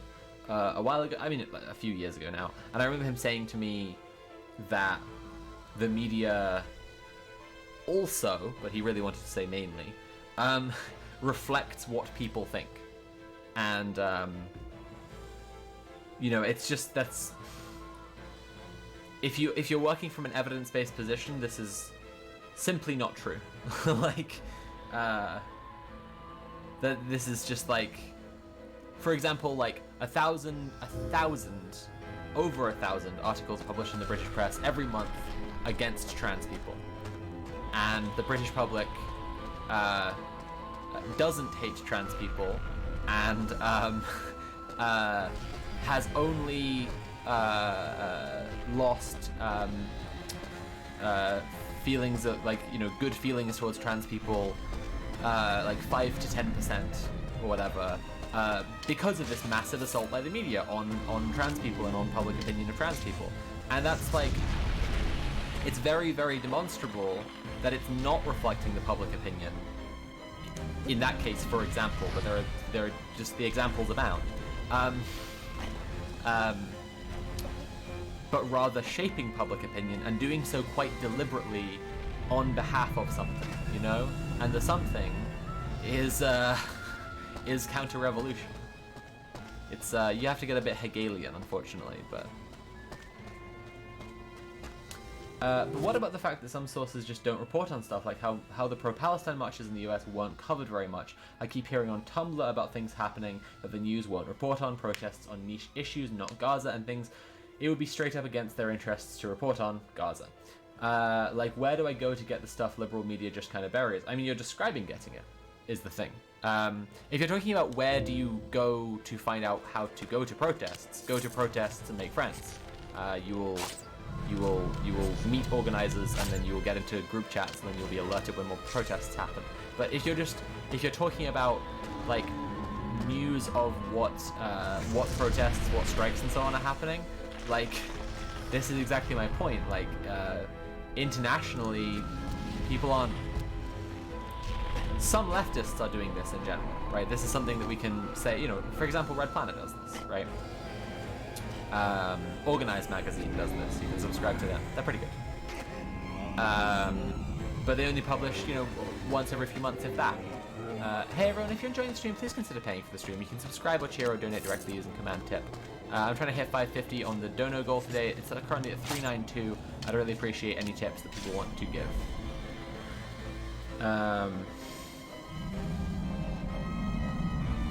It's like that far-right Republican group in America spending $2 million on anti-trans bigotry in Virginia and losing horribly. Regular folk have actual material I'm adding in material here. Actual material problems they want addressing, and the media/politics has things they want us to care about.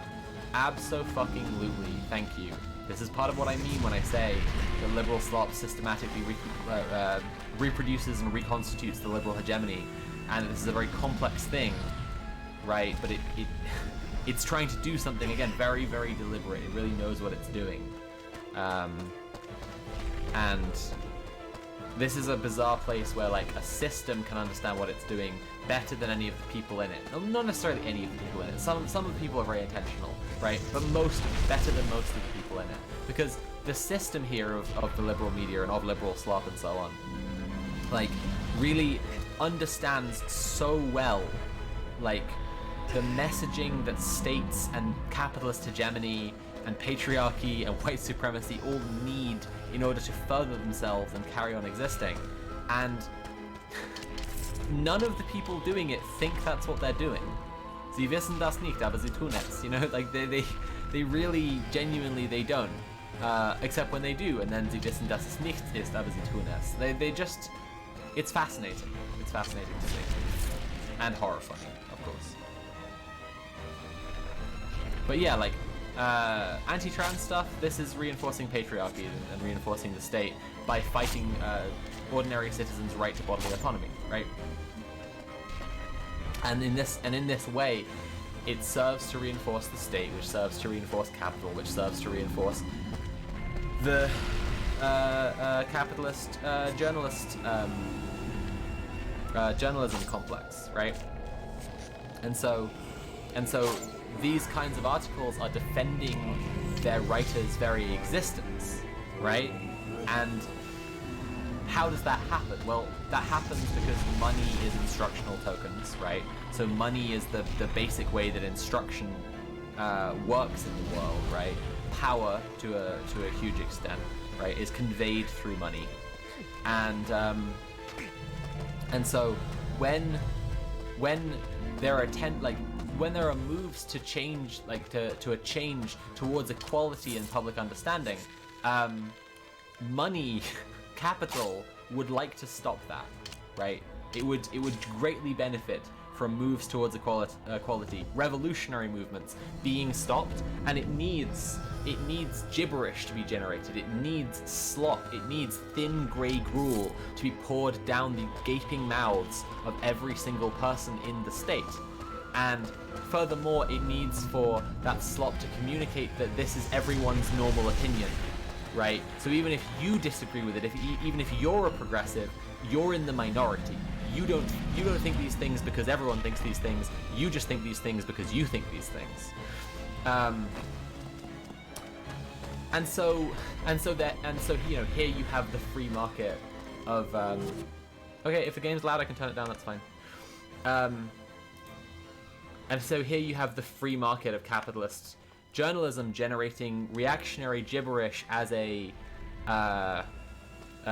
sort of like Darwinian production of liberal slop. Like they create reactionary gibberish because it benefits capital, it benefits power, it benefits the state, it benefits patriarchy, it benefits white supremacy, and they're all competing to do it the best, right? Because the person who wins over the most fucking idiots is the person who has the most successfully created the slop.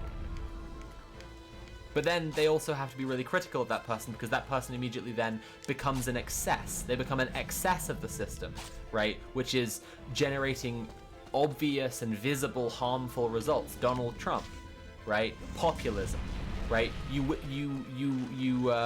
hypnotize too many fucking rats with the pipe you're playing, and suddenly the liberal media is terrified of you, but also can't stop talking about you.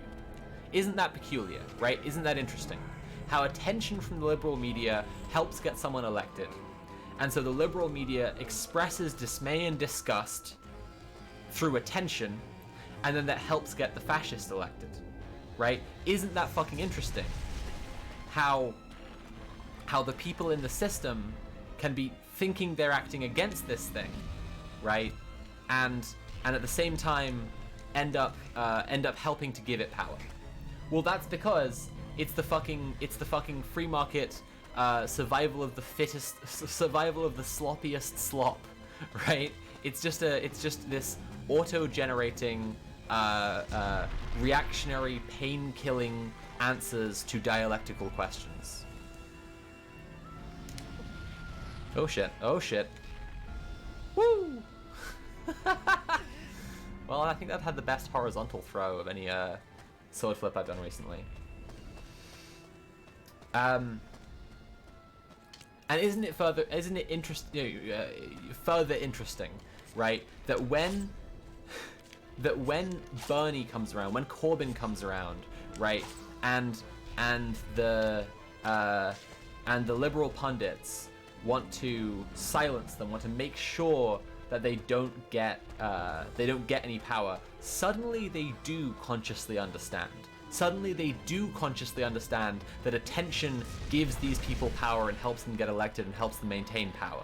And so they don't give them any attention. They don't report on them in any kind of serious way that makes any sense. Right? Oh, there we go. That's pretty good. Okay, so maybe I should be doing this half kind of jumping further up the sword? Maybe. Should I go back down to the ground and do some more practice? I feel like I should do some more. No, you know what? I was reading the liberal slop, so I should get on with killing guys so I can read you all some. Oh no, I'm on the floor. Adam has tipped £7.26. Thank you so much, Adam, and has said, "Let me just round out that number for you." Thank you so much. We are now 150 away from where I want to reach the dono goal for today. There are 73 people watching, so if you each donated about £2, maybe a little more than £2, we could easily hit that. Please consider donating. If you like the stream, I'm doing my job, and it's nice when I get paid for doing my job. IMO. Ooh, shit.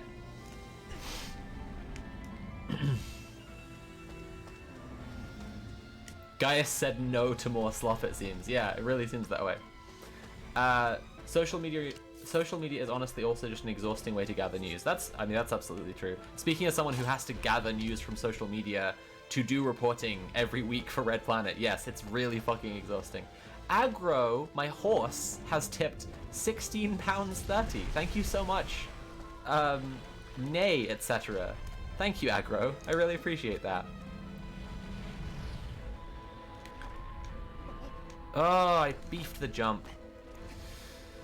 Fuck's sake. So, where was I? So, you can get money, right? Which is the thing we use to instruct others to do things. If you can get attention, if you can write the sloppiest slop, which gives people the shit answers, the shit stupid answers to questions that should liberate them, right? And when people do this inelegantly, all of the other slop producers call them wrong for it, right? But in a way that doesn't stop them, just lets them have power. Call them populists, right? Call them people who understand people because they're appealing to the lowest common denominator from within the world of slop, right? Populism within the world of slop means in all the rules that constitute journalism, they're playing the game too easy, you know? They're cheating. You shouldn't be allowed to just tell people reactionary lies openly. You're supposed to do this in an elegant way. You're supposed to do this in a way that is cohesive to the liberal mainstream. So when Trump does it, right? When Erdogan, when Milei does it, when Boris Johnson does it, right? It is disgusting low populism. But when The Guardian does it, it's disguised in so many layers of faux expertise about fucking trans kids and pardon me, and how much economic growth is needed if we're going to tackle climate change, even though economic growth is fucking impossible because of climate change.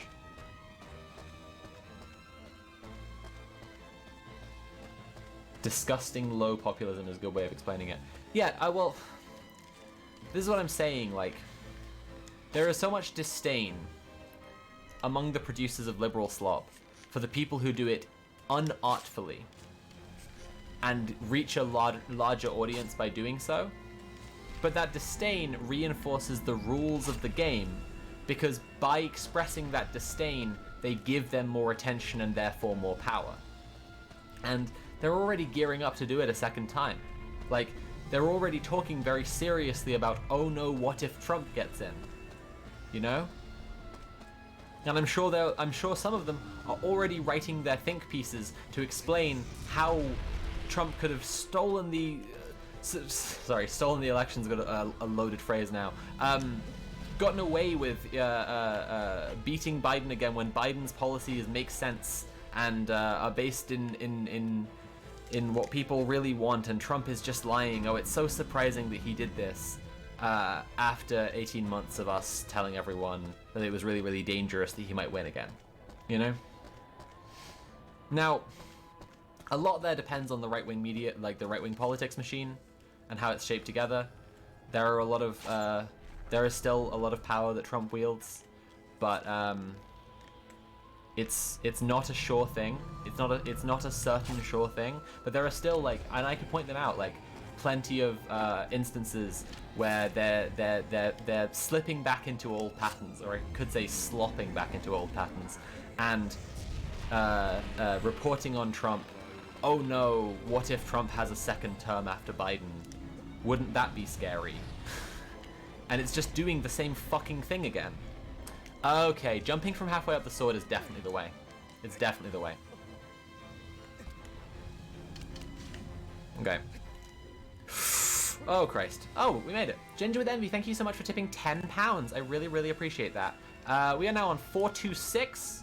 We're aiming for 550 by the end of the stream. That means we gotta go another £124. Trump's next term is the slot producer's Tolbert nice.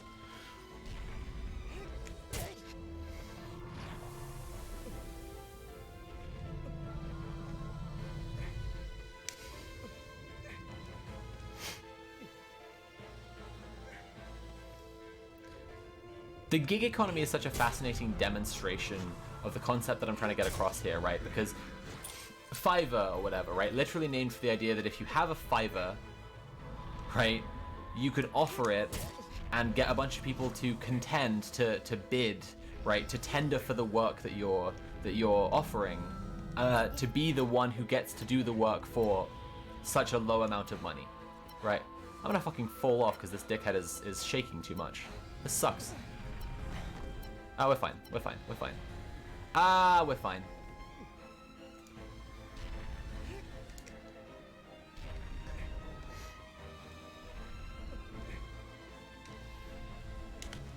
Oh, come on now. Well, this is all very silly, isn't it? Oh no, I've fallen right down. Oh, fucking hell. I'm gonna have to get back up to his head, which is gonna be really hard. Always is.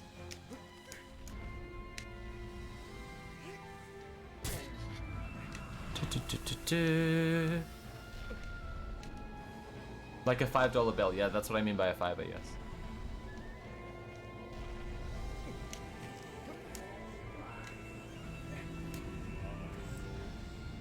It's the same concept at play when I'm talking about money as this real abstraction of instruction, and therefore wielding this kind of ultimate power of instruction. It can instruct people to defend itself ideologically, right?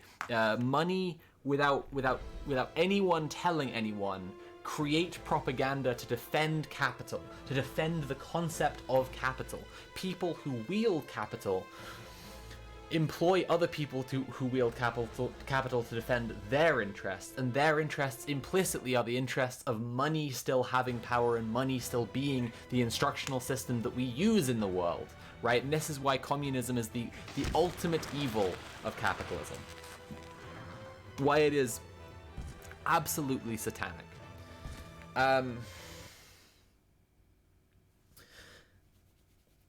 So when you have liberal slop, right, it's this production of answers that uphold power systems, right? Production of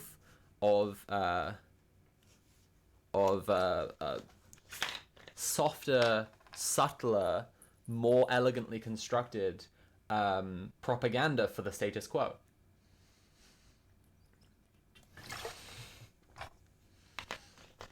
And it's done essentially the same way as the gig economy, essentially the same way as the free market logic of production, you know? Okay. We have defeated Gaius. We're going back to the Starmer article. Oh, Christ. Okay. I think we're going to be getting to the actual main interview now. If you're enjoying the stream, please consider paying for the stream. You can subscribe or cheer or donate directly using command tip. I'd really appreciate it if you would, because we are on 426 and we're aiming for 550 today. So we are there. We want to get there. We can do that. I believe in us. Okay. Where's my mouse? There it is. Do Starmer's attentive blue eyes betray the occasional flicker of impatience as he goes about his business as leader of the opposition, an instant expert on all things under the sun, from international diplomacy to the canine menace? Now that it's my turn to quiz him, should I ask him about the American Bully XL, just to see if I can penetrate his unflappable facade, get him to snap, tease out the real Keir Starmer? Would he be happy to see an American Bully XL living in his house? How about sleeping at the foot of his bed? Would he like to see an American Bully XL living on Sharon Graham of Unite Street? Would he agree that the alleged Chinese spies should be dealt with by locking them in crumbling schools with only American Bully XLs for company? Or would he prefer to hear first from Rishi Sunak on these questions? Oh boy. Oh boy. Oh boy. Okay. An office at the school has been set aside for our interview. The pair of us take seats at a conference table. Starmer is pressed for time. I am assured that he is always pressed for time. So I get straight to it. Why is oracy important? I too can do cursory questions, although it seems like a good place to start, because Starmer is himself proof that social mobility exists in Britain.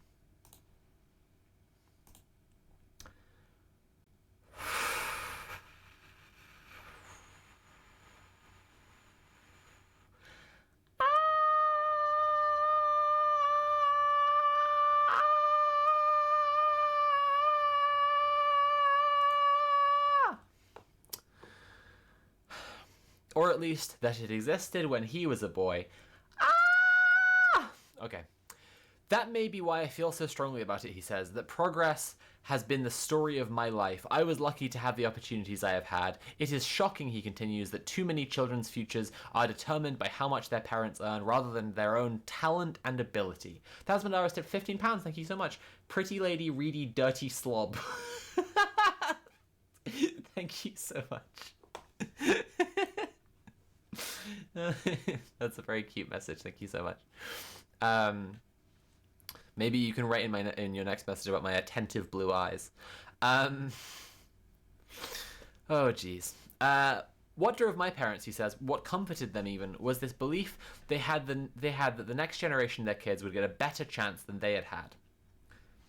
That is the story of my life, but it shouldn't be an exceptional story. It should be so commonplace that you don't have to interview me about it. My story should be the everyday story. Who is Keir Starmer really?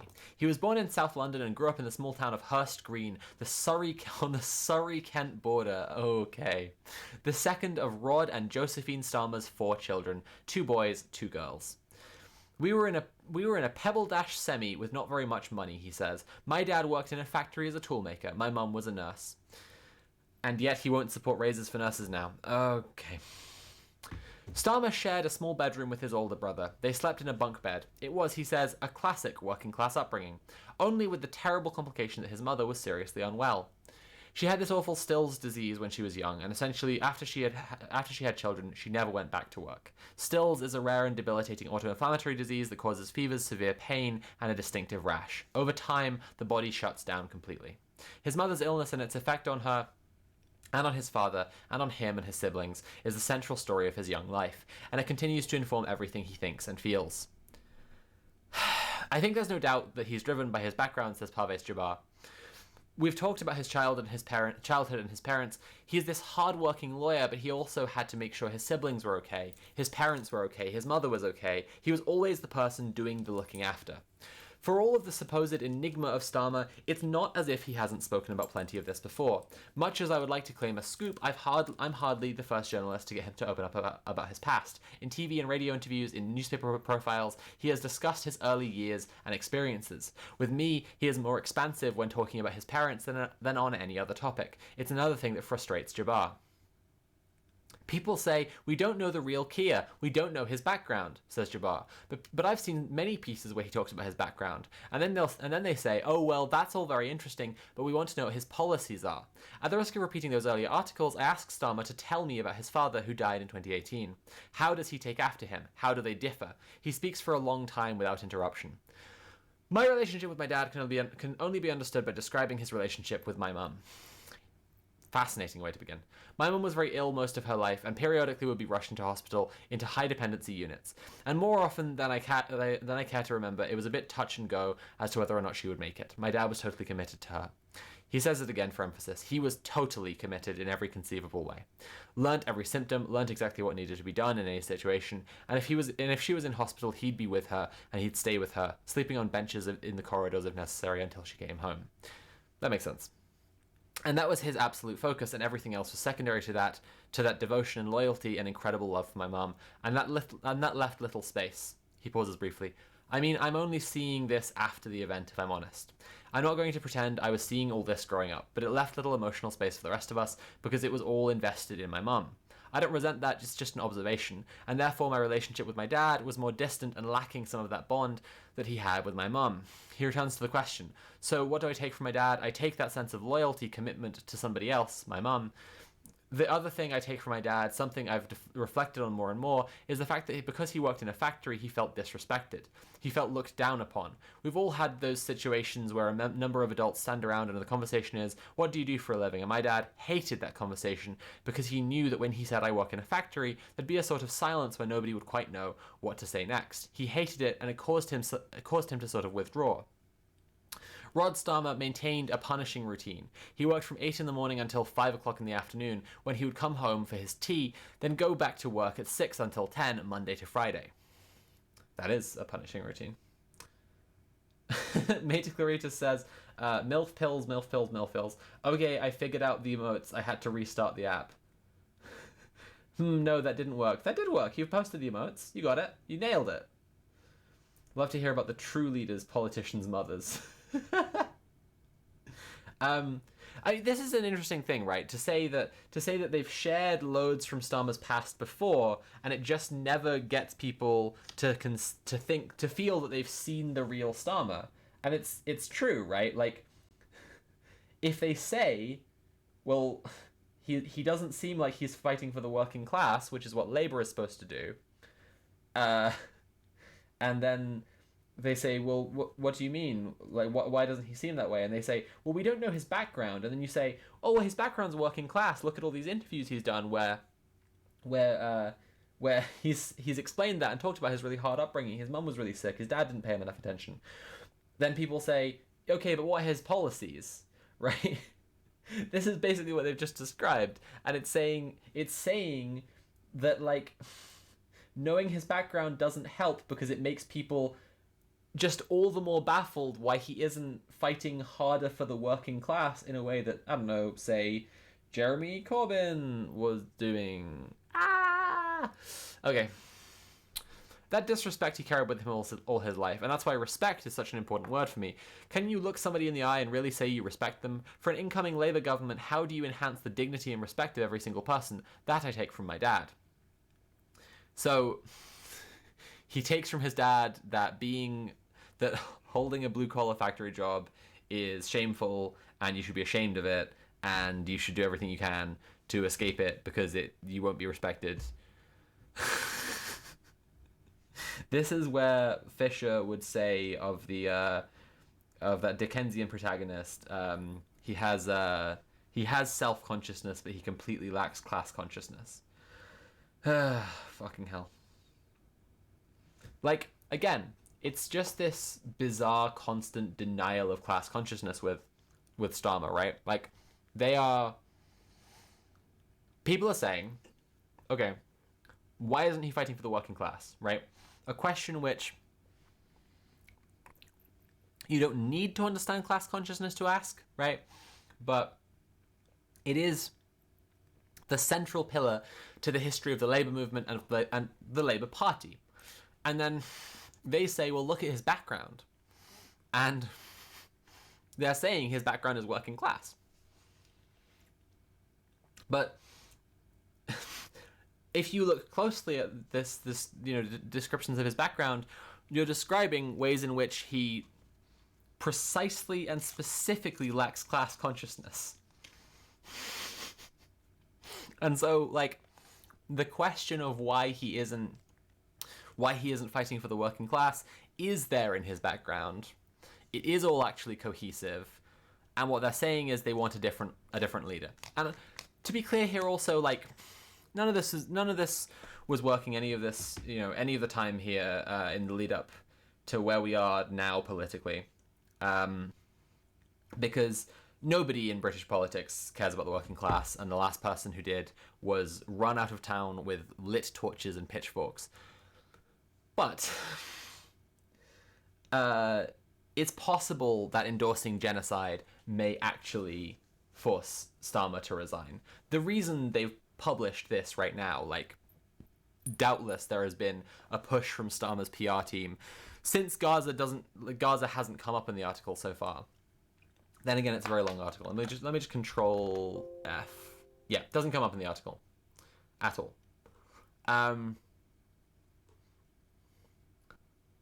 Since it doesn't come up in the article, where were we?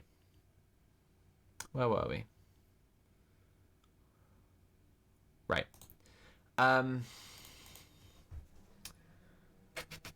Sorry, lost my train of thought for a second. I will say while I try to remember it. If you're enjoying the stream, please consider paying for the stream. You can subscribe or cheer or donate directly using command tip. We're on 441, and I want to be at 550 by the end of the stream. So please consider donating. If everyone gave just a little bit, we'd easily be able to get that 110 that I would like to get.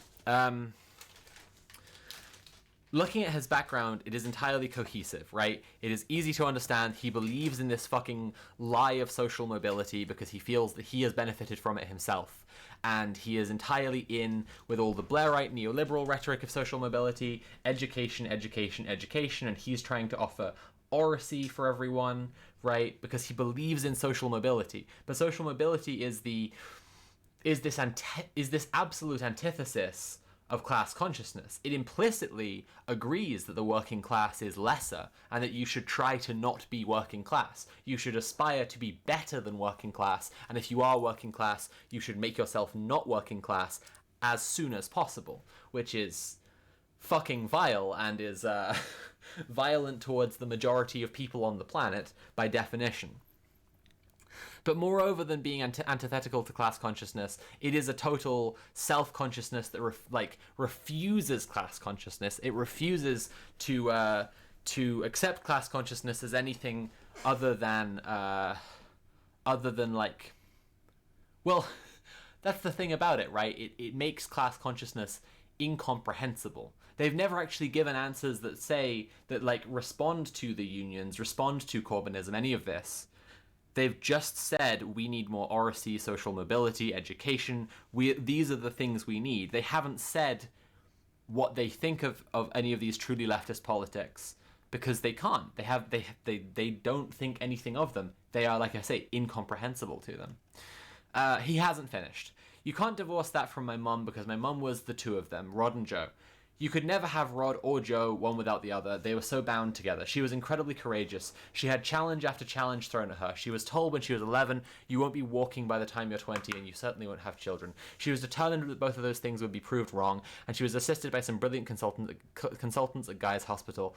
And she had 4 children, and she built back up and walked over and over again every time she had an operation. And she never moaned about it. If you ever asked my mom, how are you? She said, I'm all right, how are you? Joe Starmer's battle with Stills ended in harrowing circumstances. In the end, her son says she couldn't really move any of her limbs or do anything very much unsupported. And then she stopped speaking. Her leg was amputated, and so this lifelong determination to walk ended. And that broke her to an extent. The last years of her life, she was in that state. Broke her.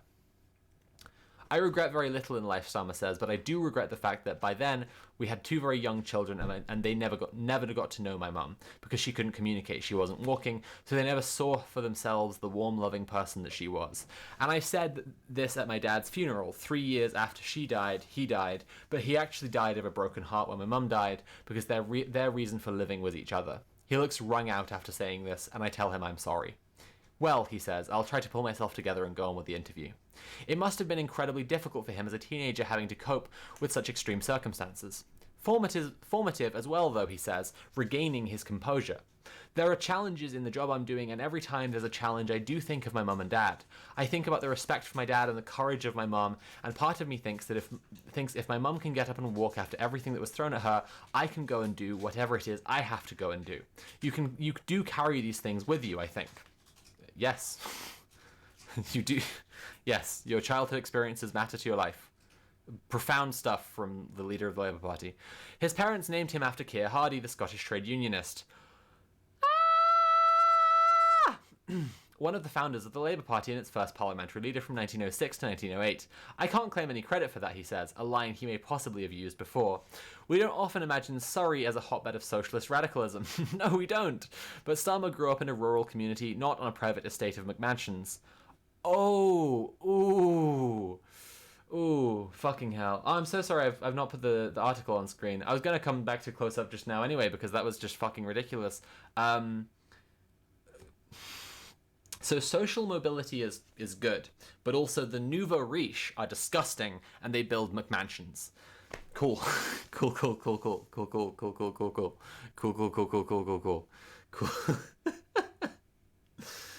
Oh, okay. Sorry about that, everyone.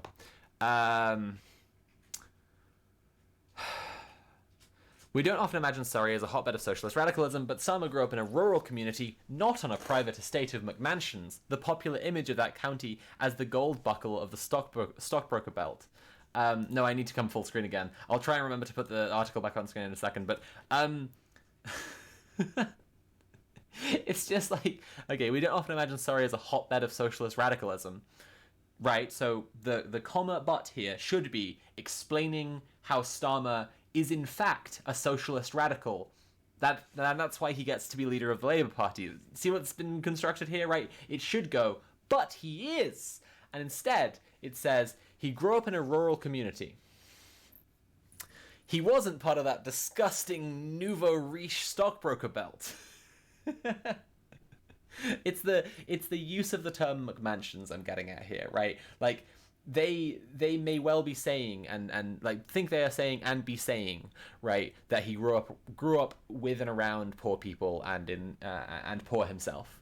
But like what they're getting across is that we should have utter disdain for rich people who used to be poor. That's what they're getting across here. Okay.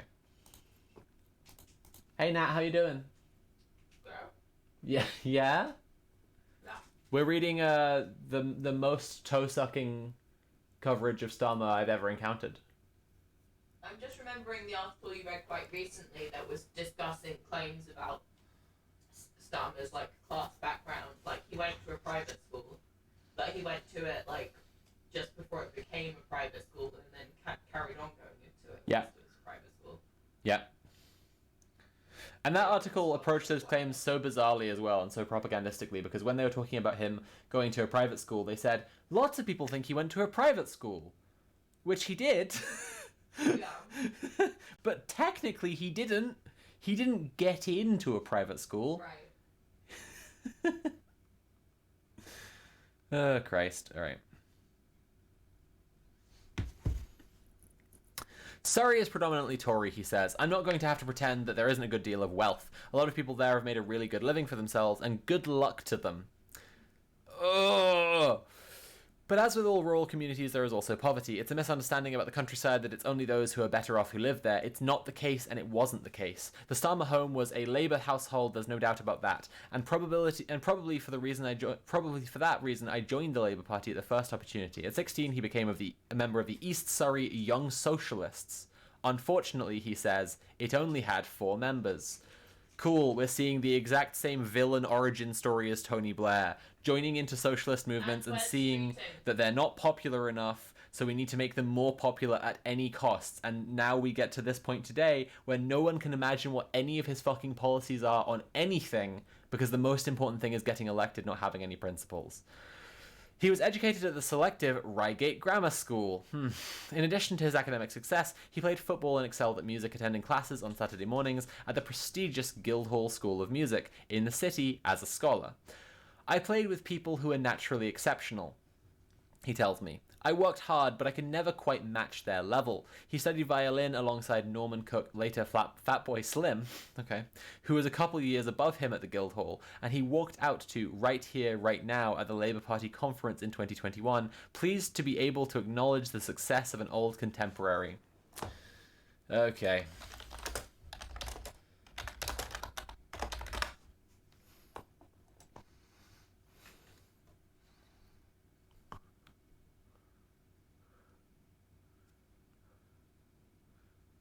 Did Fatboy Slim have anything to say about that?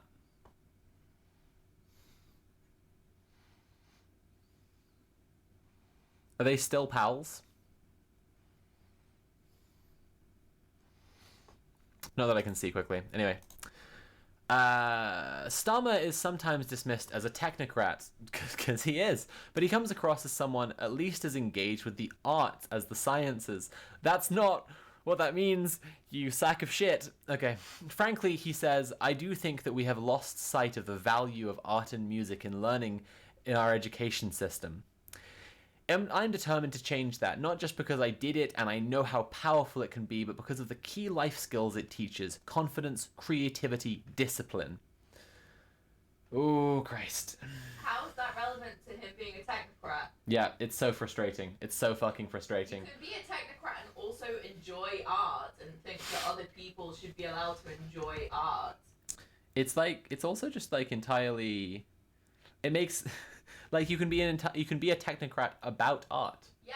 Like you can say that You can say that good art is what art critics say is good art, right? The Guardian is being technocratic about art by having a 5-star rating system for fucking Jonathan Jones to decide how good out of 5 stars an exhibition in the National Gallery is. There's like a million academic That's articles technocracy. about neoliberalism, New Labour, and like art events and art curation and like gentrification and like city of culture competition, all this shit. My last donation message called me a pretty lady. Ah, correct. He read law at Leeds University at the urging of his parents rather than out of some youthful lust for courtroom drama. I'm so surprised. They said you need to go and get yourself a decent, stable job, and being a lawyer is a decent, stable job, so off he went. I never met a lawyer when I got to university. I don't think I'd completely worked out in my head the difference between a solicitor and a barrister, so I was on a pretty steep learning curve because I rubbed up against people in year one whose parents were lawyers, and they knew very well where they wanted to go, and they had that confidence. He was the first person in his family to attend university and the only one of Rod and Joe's children to do so. His siblings did not follow him into middle-class professions. They work as a mechanic, a carer, and a dinner lady. His claim to understand the challenges facing what he calls working people is not an empty one.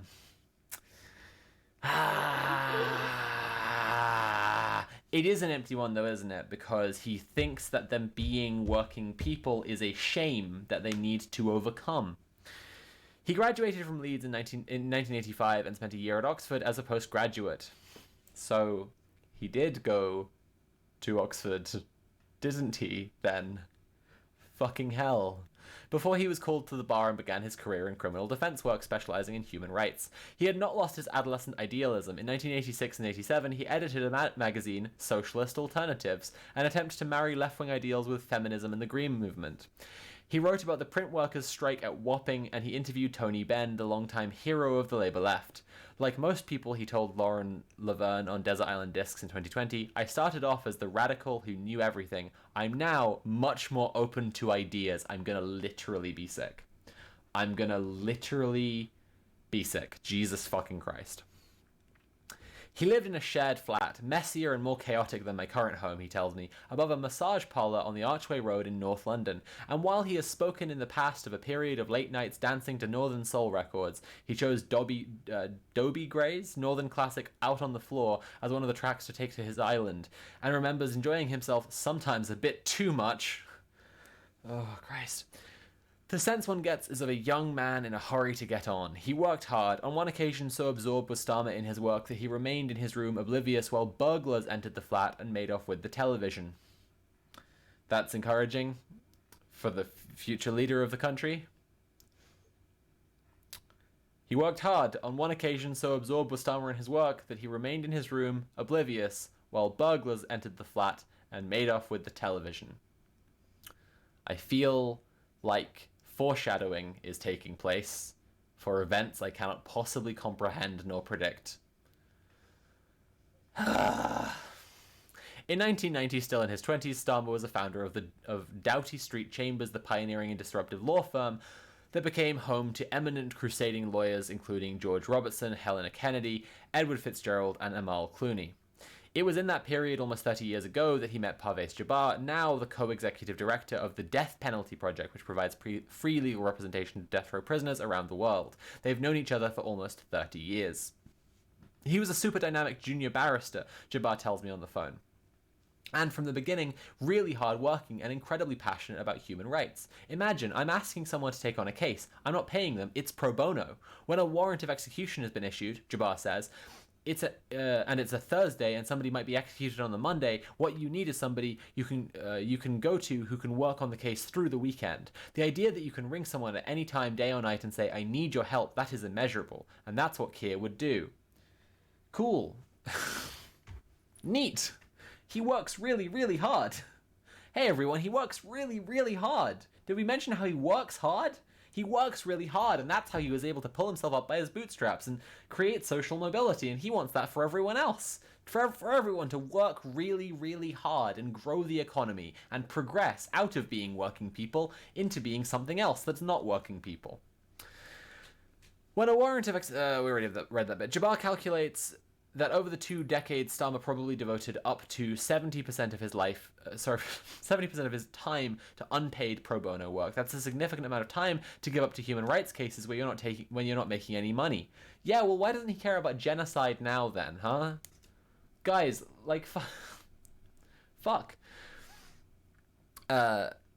I mean, we all need to earn money, but the one thing he never ever said to me or anyone who works with me was, sorry, no, I'm too busy. I'd love to, but I can't. For 2 decades, he never said no. So there's a drive there. Again, encouraging for the future leader of the country.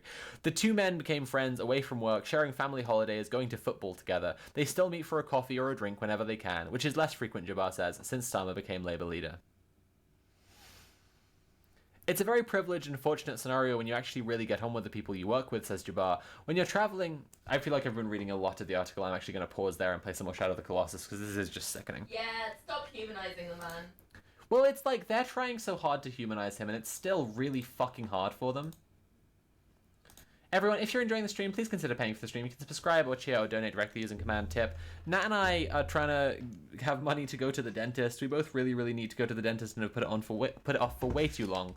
So please tip if you can. Help us out. I'd like to get to 550 today. We're on 440 right now. That's very achievable for the number of viewers that we have right now.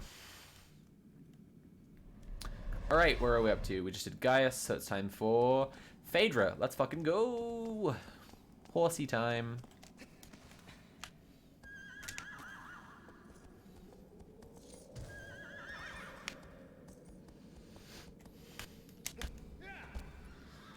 God.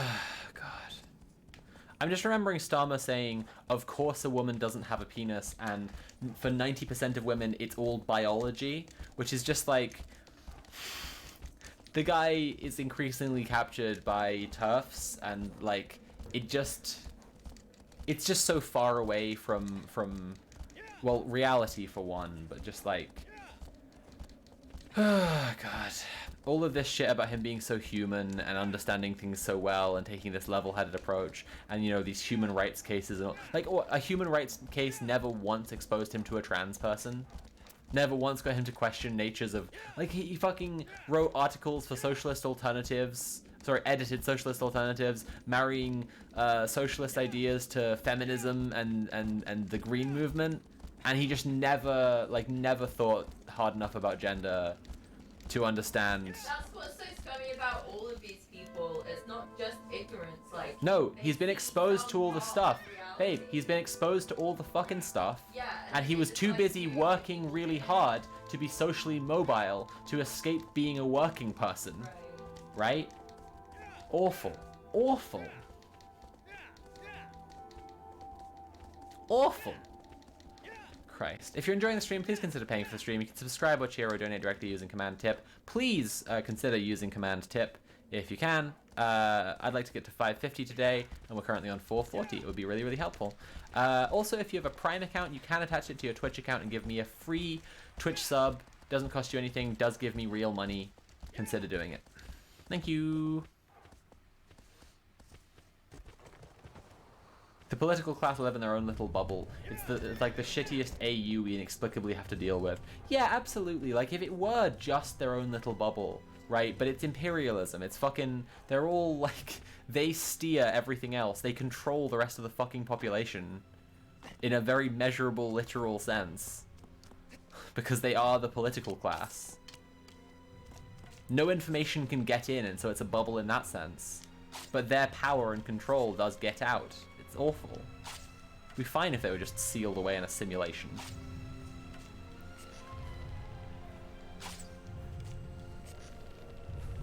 If Sam Altman wants to use AI to do that, I will be entirely supportive.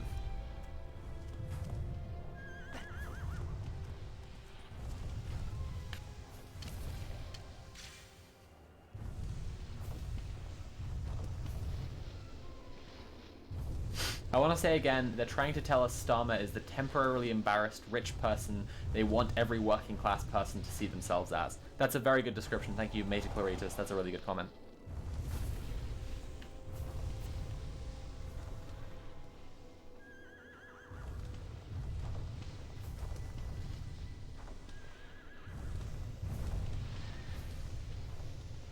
Prince Infidel tipped £13.12. Dentistry was one of the first recorded specialties in medicine. Many historians and anthropologists believe this is because teeth are so vital to health. Oh, thank you.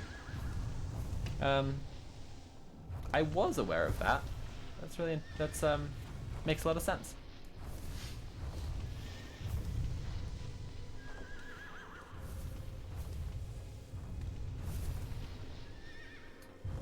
The companion fact I am aware of is that a lot of Egyptology has historically found out how old skeletons in ancient Egypt were when they died by how worn away the teeth and gums were, because it was just impossible to get sand out of the bread because there's just so much sand everywhere, and so everyone just ate a ton of sand all the time, and so if you lived longer, you generally ate more sand, which is, you know, really horrible to think about. Also, Maiden Math, thank you so much for tipping £20. Really appreciate that. Everyone, please remember to tip if you can. Really appreciate it.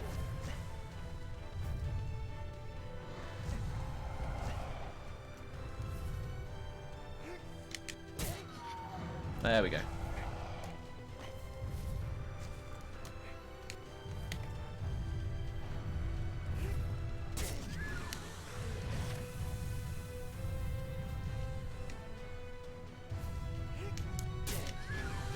Nearly there. This is a relatively quick Phaedra today. Phaedra can be so tricky, but this has been... Yup. I ate sand. It's coarse and rough and it gets everywhere. Yeah, true.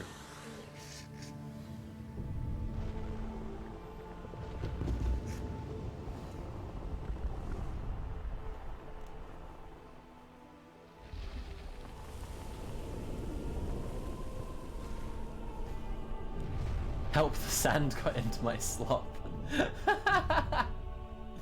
You can tell that people read slop because it's of the pitting in their brains. Oh, jeez. I'm only going to be streaming for about another half an hour, and I would really, really like to hit this goal. We are currently 76 pounds away from the goal, and 78 viewers watching the stream. Now, I'm no math whiz. This is a lie, I am. But it seems to me like this should be very achievable, personally. It also takes meeting like one trans person to be like, huh, she's just definitely a woman. Like, it's not even a thing in day-to-day life, and people have to put an effort to be hateful. So Kier's position is one he had to willfully put effort into hold. Yes, absolutely. Thank you, Ginger. That's a really good comment. And so completely true. Yeah, just like, he must have met some trans people. Surely, unless he is so protected by the TERFs who've now seized his NEC, right? That he's willfully kept away from meeting any trans people. But it's just utterly fucking ridiculous. Like, truly, you just spend a little bit of time I mean, for that matter, like, I'm aware of the trans positive radicalizing effect that my content has. A lot of people tell me about it, right? Oh, you're a math whiz? Prove it by telling me what 2 + 5 is. I need it for an assignment. Easy. That's 9.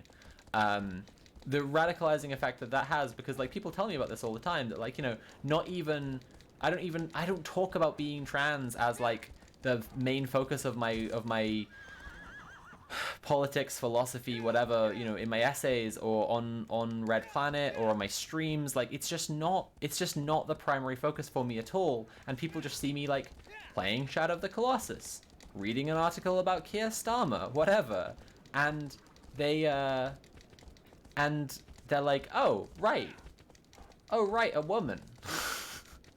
Oh right, trans women are women. Oh, all of this stuff is fucking nonsense. Oh, I don't actually care about women's sports, and I've never cared about it in my entire life. And I was just being made to care about it by reactionary ghouls for a bit they're doing for fun. Thelmule Yorks, thank you so much for the £10 for the luxury bones, is what the message says. Cool. 10 of you are excused from giving £1 each, but 60 of you still need to. Oh, you're a maths whiz? What's 9 plus 10? I already answered this question. It's 9.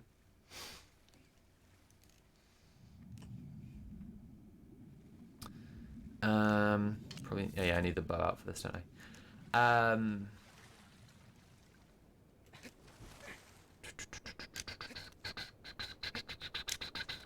Oh, I can't skip 2 at once? That's so annoying. Alright. Where was I? Yeah.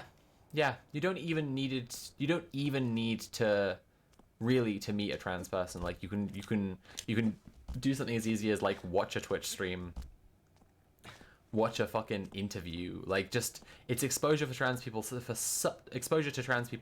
such a short amount of time. Like such a shockingly short amount of time. And he's either had that and is, as Ginger says, like willfully constructing this position, or is like in such a bubble, such a fucking bubble.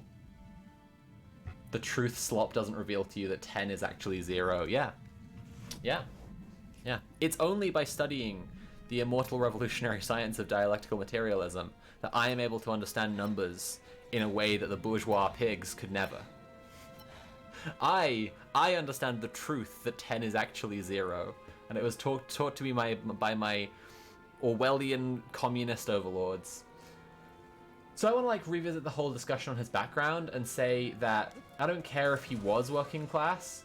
If he isn't anymore, he isn't at all. His fucking interests do not align with the working class anymore. They're acting like his finger is going to be hovering over the button to dump poor people off a cliff and look at his childhood scrapbooks and decide not to press it. It's like when Aang in the Atla finale... Sorry, I'm going to stop reading this comment now. Because the bird came, to be clear, I don't like hate Avatar: The Last Airbender or something. The Avion just happened to come through then. Trans Salamander, hey cat, lovely to have you here. Trans Salamander just tipped £3. Hope this helped, even if it's just a tiny bit. Well, yeah, you paid as much as 3 people on the stream owed, so now 2 more other people are excused from owing me £1. Isn't that amazing? Thank you so much, cat. I really appreciate that. It will go towards really nice luxury bones for me and Nat.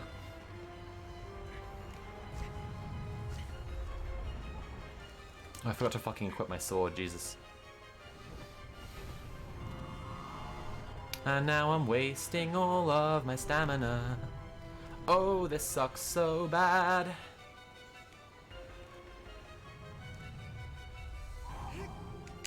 I really don't want to fall off Avion. It sucks so bad when you fall off Avion.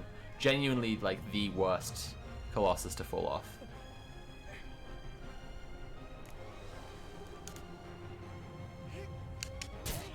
Oh shit. Are the wing sigils 1 stab? That's... I didn't realize. That's wild. Oh shit.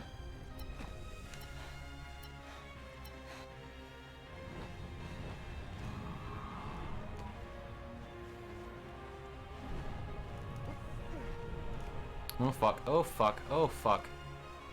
Okay, nearly there. Nearly there. Nearly there. Oh. It's not usually raining in this Colosseum, is it? This is like a little...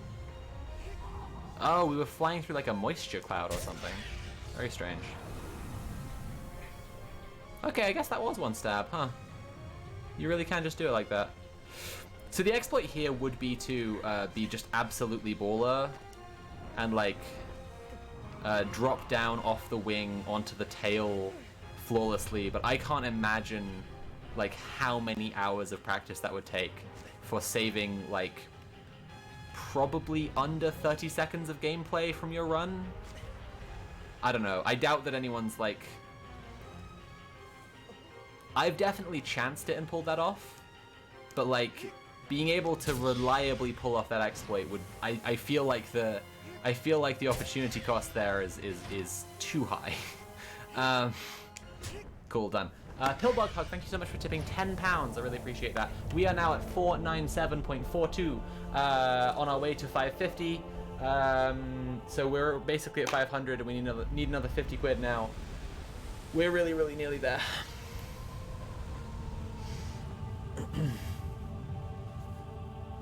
Meeting human beings proves the humanity of human beings. Many are learning this. Yeah, true. All numbers are either small, 0, or big, 9. So if you're adding numbers, the answer is probably going to be 9. Thank you, Thomule. That is dialectical materialism for those who've been asking. Pepsi.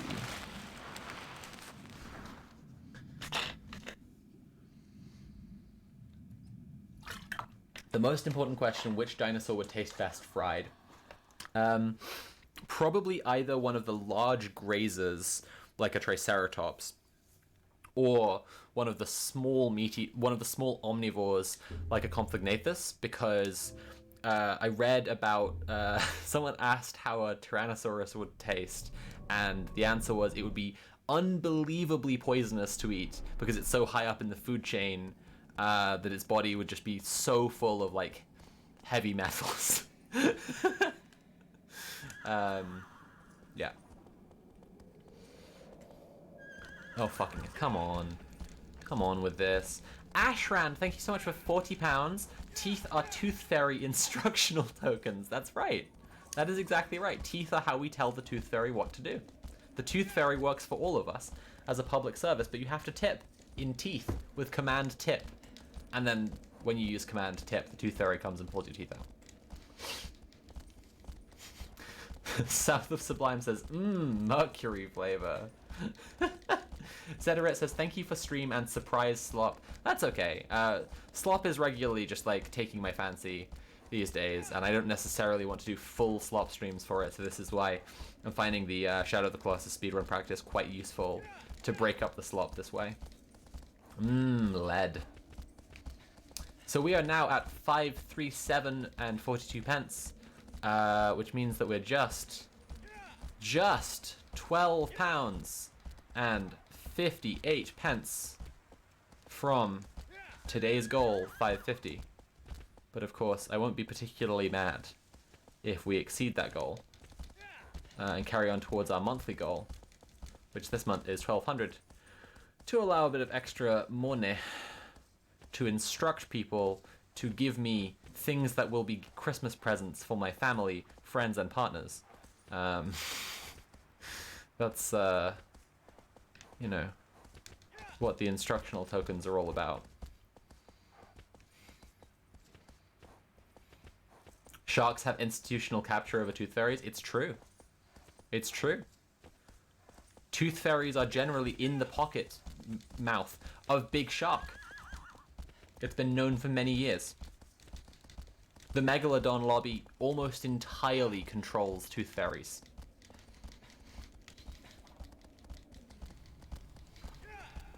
Running up Barber's arm is probably my favorite looking skip. Oh! I don't think I knew this. That's really interesting. Oh yeah, I did know this. I don't think I've ever mastered it though. I should probably try, since that's nominally what I'm trying to do right now, is learn the skips.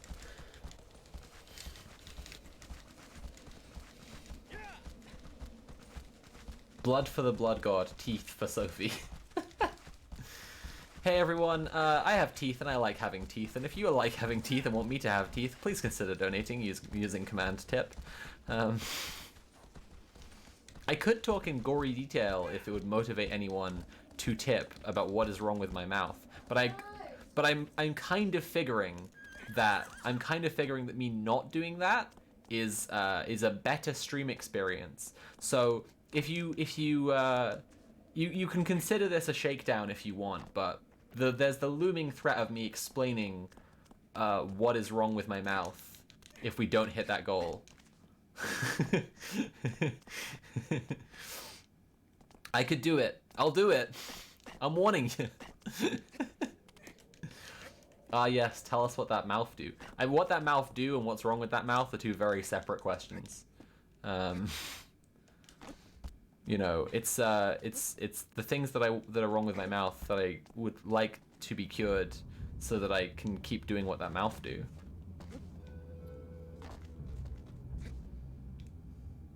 Please donate your teeth. Yes, if anyone has a tooth that might fit in my mouth, please consider donating it using command tip. I will send a tooth fairy to your location. They will extract it and send it to me.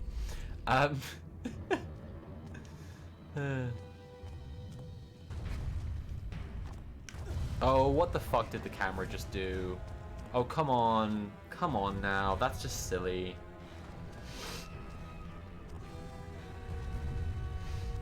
I can suggest a video for learning some tricks in this game, but it's really long. A lot of runners, myself included, say it's really helpful. That might be cool. You could Twitter DM it to me or something. I generally just watch the speedrun record and then replicate their exploits from sight rather than getting people's advice on how to, because don't know what to say. Really. Ashran says, having donated for 40 people, I'm hoping some of them donate to teeth. Yeah, me too.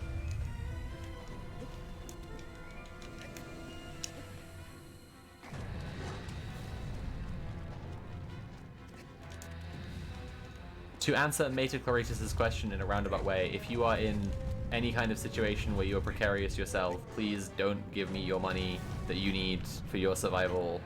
I'm more or less surviving. The power only nearly went out today. Only one of my teeth is entirely hollow. If you are precarious yourself, like, don't feel a pressure to donate. It's genuinely, like, I don't want people making themselves, like, getting themselves into a bad situation giving me their money.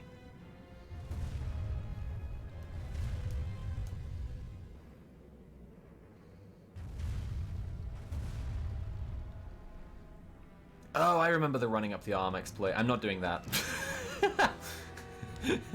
It's nightmarish. I'm not doing it right now. I will try and learn it at a later point.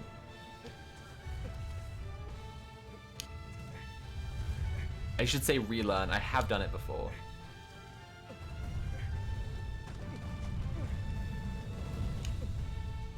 Oh god. Oh god, I'm in a bad spot here.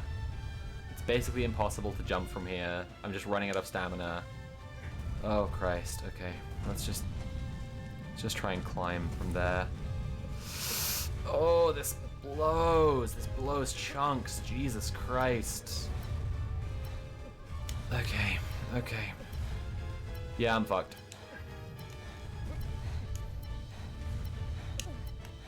No! Wanda, you useless twink. Oh my god.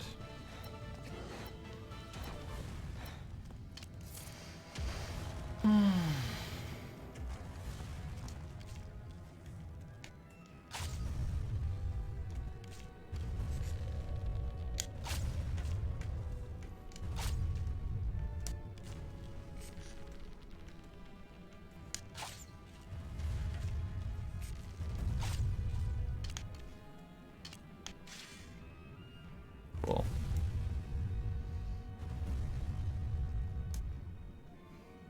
Potentially a dumb lib-brain worm question, but what's up with North Korea?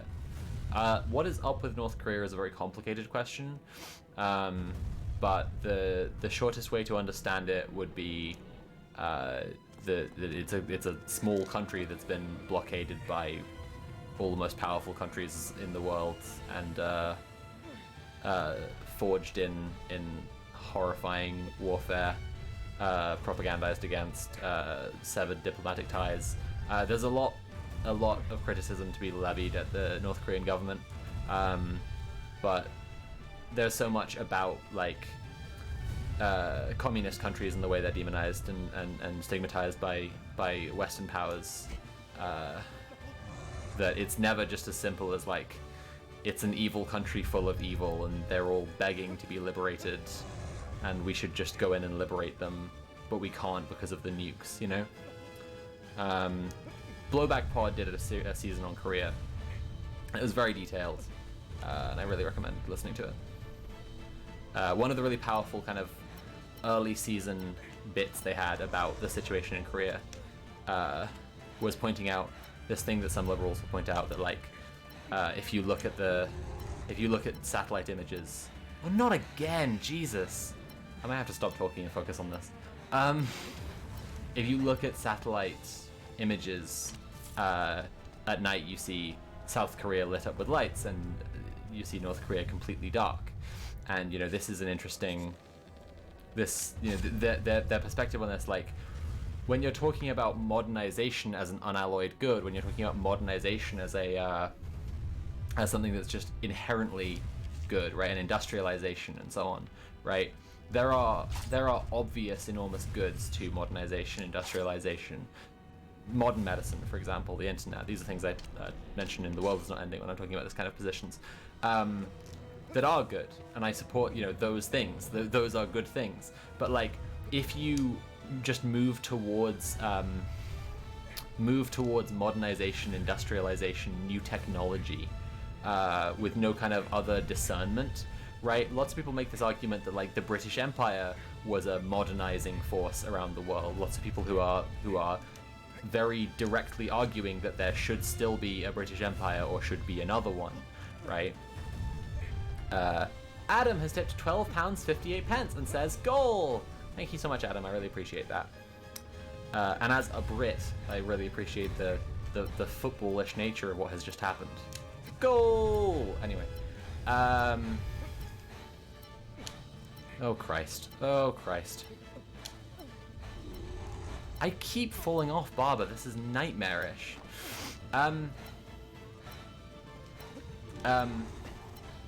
So is that to say that I know what the conditions are of people living in North Korea? No, I don't. I don't know what their lives are like. I don't know what they struggle with. But this is an example of the way that propaganda is constructed about North Korea, right? Like, the South has lights, the North doesn't. The two main things to say about this, and then these tend to carry out as things that need saying with regard to American propaganda about North Korea just throughout the entire situation, is just like, why is this implicitly good, and also they don't have it because of what America did to them? Like, those are the two things that just you'll find yourself saying over and over again in talking about North Korea and looking at the way that the West propagandizes against it. Again, I mean, I'm an anarchist. I don't support any state's right to exist, but I just it is one of the most propagandized against countries in the entire world.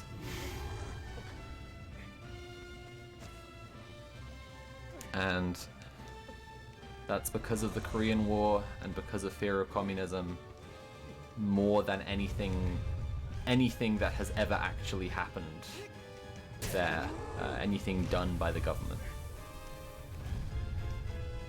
The term brainwashing was invented as part of anti-communist, specifically anti-North Korean propaganda, which is, one of history's great ironies, that in the process of propagandizing the working class against class consciousness and against communism, they invented this idea of brainwashing you to make you obey someone else's whims, obey someone else's interests, and forsake your own interests.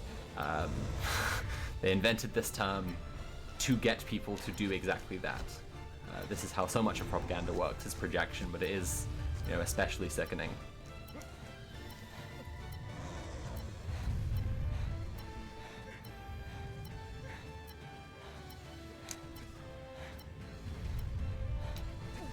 Oh, I'm gonna fall off again. Oh, I've literally fallen off again. Oh, Christ. Okay, it's coming up on 9 anyway. I should really actually get going. I haven't had any dinner yet. So, thank you so much for watching, everyone. I'm gonna figure out who I want to raid now. Really need to go get some dinner. I'm sorry we didn't finish the terrible, terrible slop. No, I'm not. Why am I lying? I'm not interested in us finishing the terrible, terrible slop. I'm glad that we are getting distracted away from it. Let's raid into my Red Planet co-host Kira Chat. Ooh, some little burps now. Let's raid into my Red Planet co-host Kira Chats. If you don't know about Red Planet, well, you're going to be raiding into one of the co-hosts' streams right now, so you can go ask her about it. But you should know about it because it's very cool. Anyway, Be nice to Kira. Say hi from me. Ask her about Red Planet. And I will see you all on the next Liberal Slop stream. There might be some Nat streams before then. And Nat is also going to try and stream weekly. So get hype for Nat streams. Everyone enjoy Kira's stream. Say hi from me. Ask her about Red Planet. Thank you so much for watching. It's been lovely. Good night. Bye. That's a good stream, huh? Yeah, I thought so.